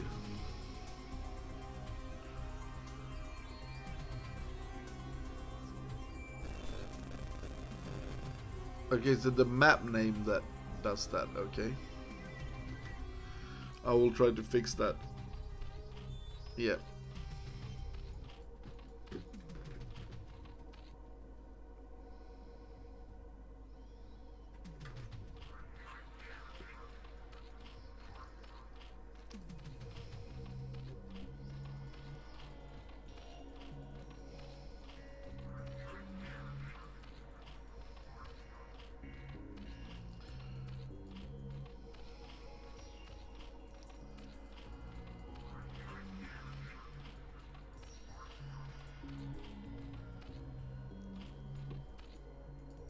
Okay, we have double gateway.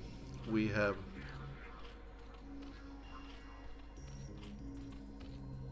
nine pool, 12 pool, 9 pool.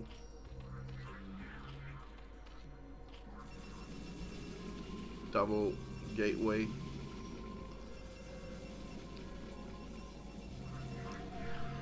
Okay, OctZerg. Sorry about me yearning a little bit. We see OctZerg going in for lap.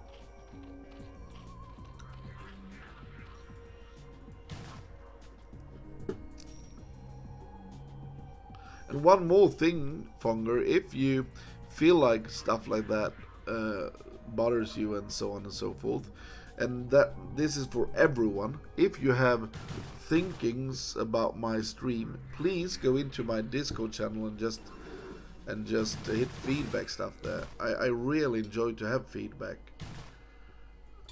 because I want to grow the stream, and if you feel like I need to do better stuff, and it was, yeah, the reason I had a co-caster today was actually because Medina said that I really needed a co-caster So I did, and he said no more singing, and he said some other stuff as well. So I really tried to listen.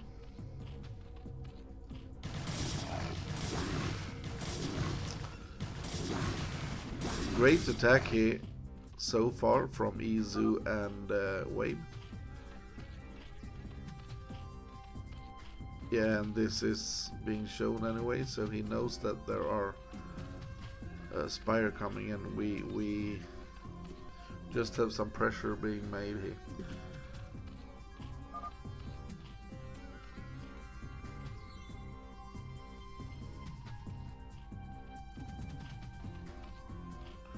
Okay, more and more being built.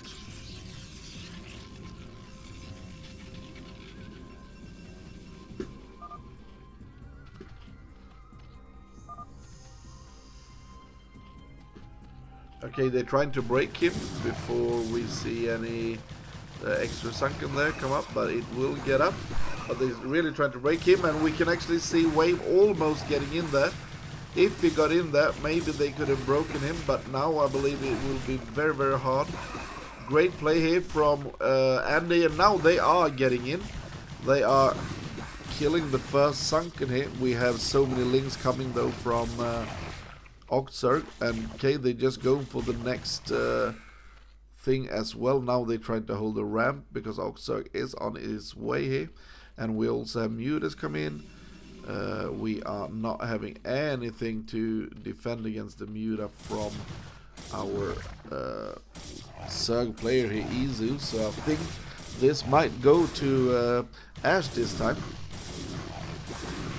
Very, very good, clean kills here from ZVT though. Wave is doing a great job here with his micro. So many kills on this, and now more and more links streaming across the map. But we will have the Mutas picking off everything here from Izu. GG!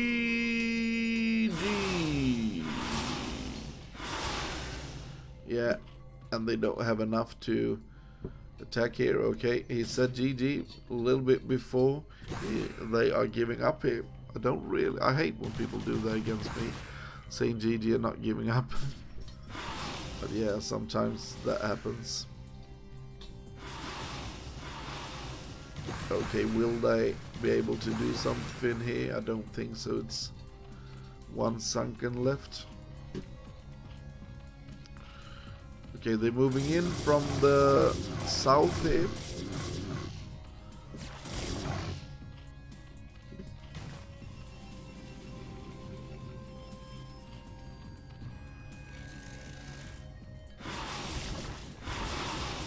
Oh, more and more drones are falling here. Free falling. So more and more mutants.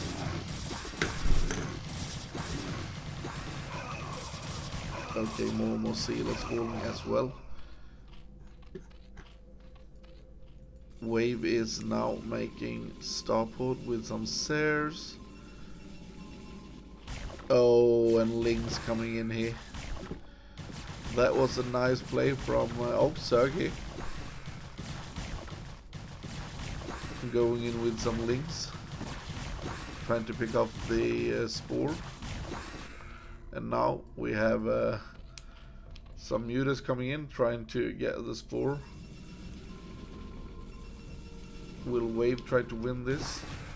2 against 1. Okay, now we know that he is dead here. Andy did clean it up, so now we know it's over.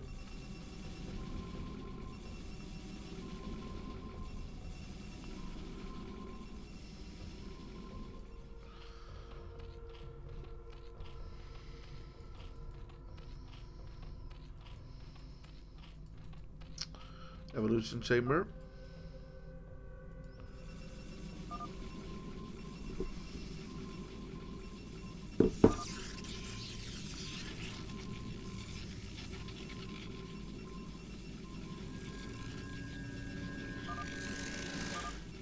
Okay, he's GG, ladies and gentlemen.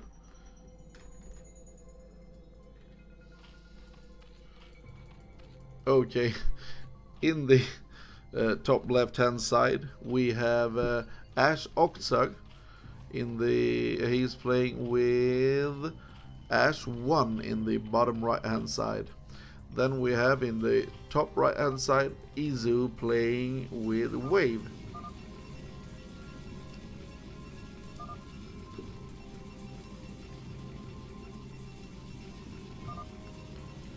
Okay, so this is Lair Cannon.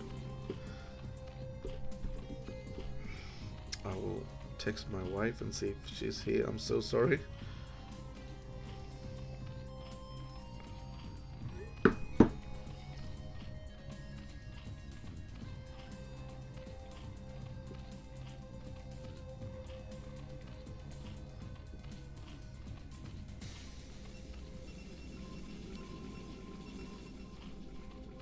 Yeah, so they will arrive soon at my house here. It will be very interesting to see what I bought. Okay, we see Overlord from both 1 and OctZerg here.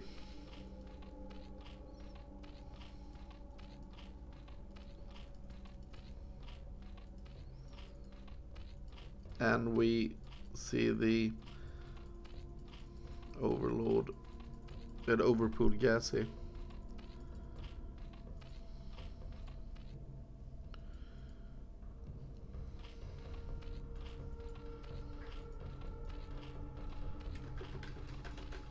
Okay, I'm be back, ladies and gentlemen. So sometime maybe if we are, yeah, thank you. So maybe one time I will get a package and it says from yours truly, your viewers on your stream. Thank you for streaming. That would have been interesting. I'm just kidding. I just thank you for that you're here. Okay, so we actually have a cannon build here from wave and izu.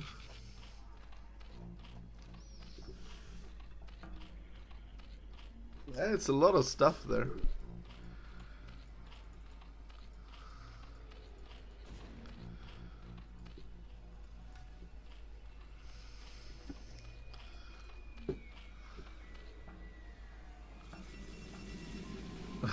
Yeah, I really agree with you here.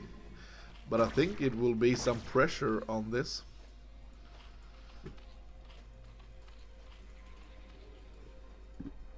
Okay, he's actually going into the main. Maybe picking off. Oh, following that drone a little bit too long. Can he get something done though? No, nothing done. OctZerg is just too good.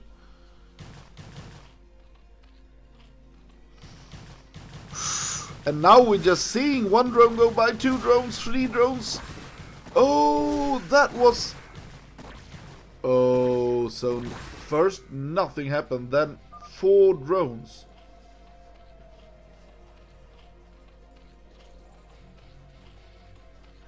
Okay, we see 3 hatch from Andy.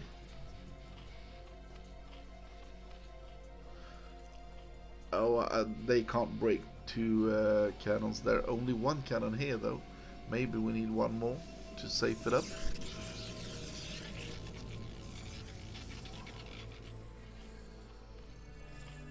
Okay, let's see. We will have a hatchery, I believe.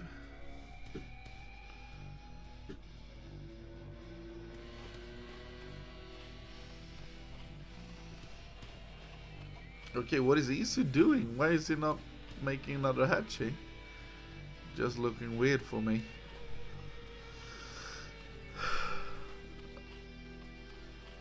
What? Evolution chamber.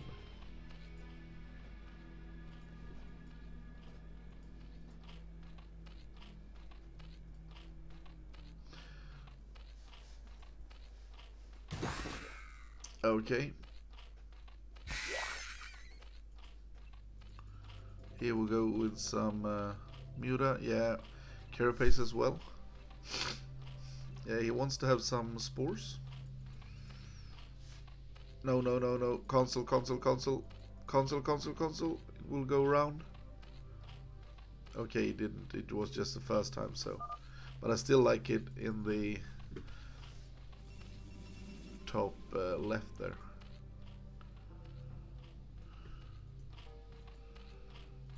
Okay, they're going out here.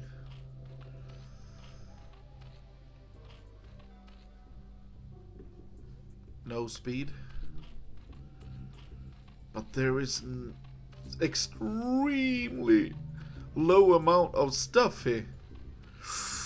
It's like 5 links. Oh, painful stuff.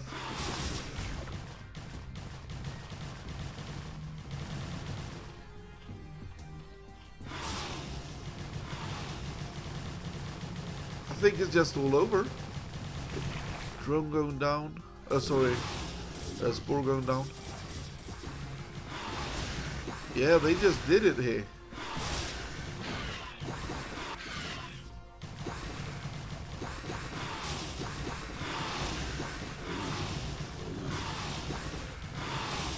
Okay, we have some Hydras coming up. But every single drone from OctZerg is gone.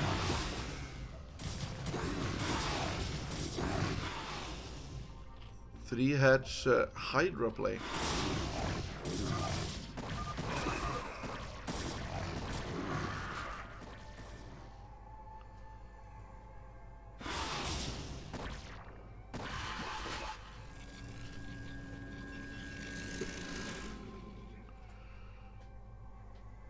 Okay, we see OctZerg with just 50 left here. Yeah, let's see if he dares to spend the drone here.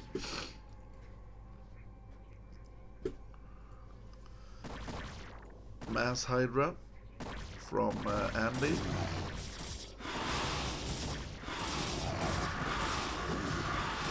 GG, ladies and gentlemen. Great control there from CVT. So that was all.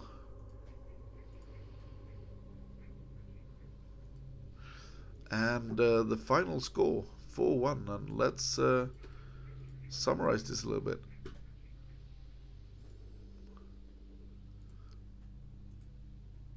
So overall score ends 4-1 here.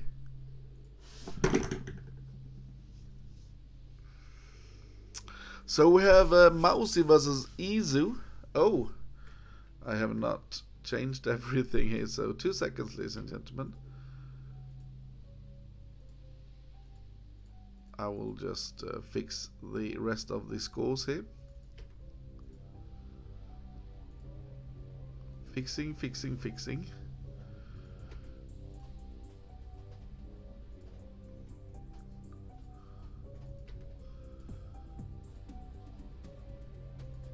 I should have an assistant do this for me. So the final results, ladies and gentlemen, is that we have the first game being wave+izu versus Mouzi, and I was a little bit shocked about that game, but we saw Mouzi actually play Terran one game, and that didn't work out well for him, and in the Protoss game it was so clutch play from wave+izu. He just take all the advantages and just played splendid game. So I was it was a really great thing that we saw that from wave+izu. wave+izu really grown on me lately. Then we have OctZerg versus wave+, and OctZerg was just a bigger player. In that case, he just won fair and square. And then we have Kwark versus Dienmax, and the first game Kwark outsmarted Dienmax, and then we just saw 3 quite weird games, and the last game was so strange, and Kwark had all the leads. He picked off the Reaver and did everything right, and then he just died. Very strange. But I must say the best series in quality should be Squall versus Messiah. G5 said if we had switched the names to like Jaedong and Queen, we would have thought that this was ASL standard. It was so clutch play from both, especially the second two game, but the last game was extremely well done from these two players. And then we had the 2-on-2 there. I think wave+izu just outplayed them in game 1 and 3, and game 2 was a little bit strange of a game, but. So 2-1 here, ladies and gentlemen, in the 2-on-2, and 4-1 for CVT. And if you look at what players Ash had with Squall, Kwark, OctZerg, and Mouzi, maybe you should thought that they would have won, but they didn't. So GG, ladies and gentlemen.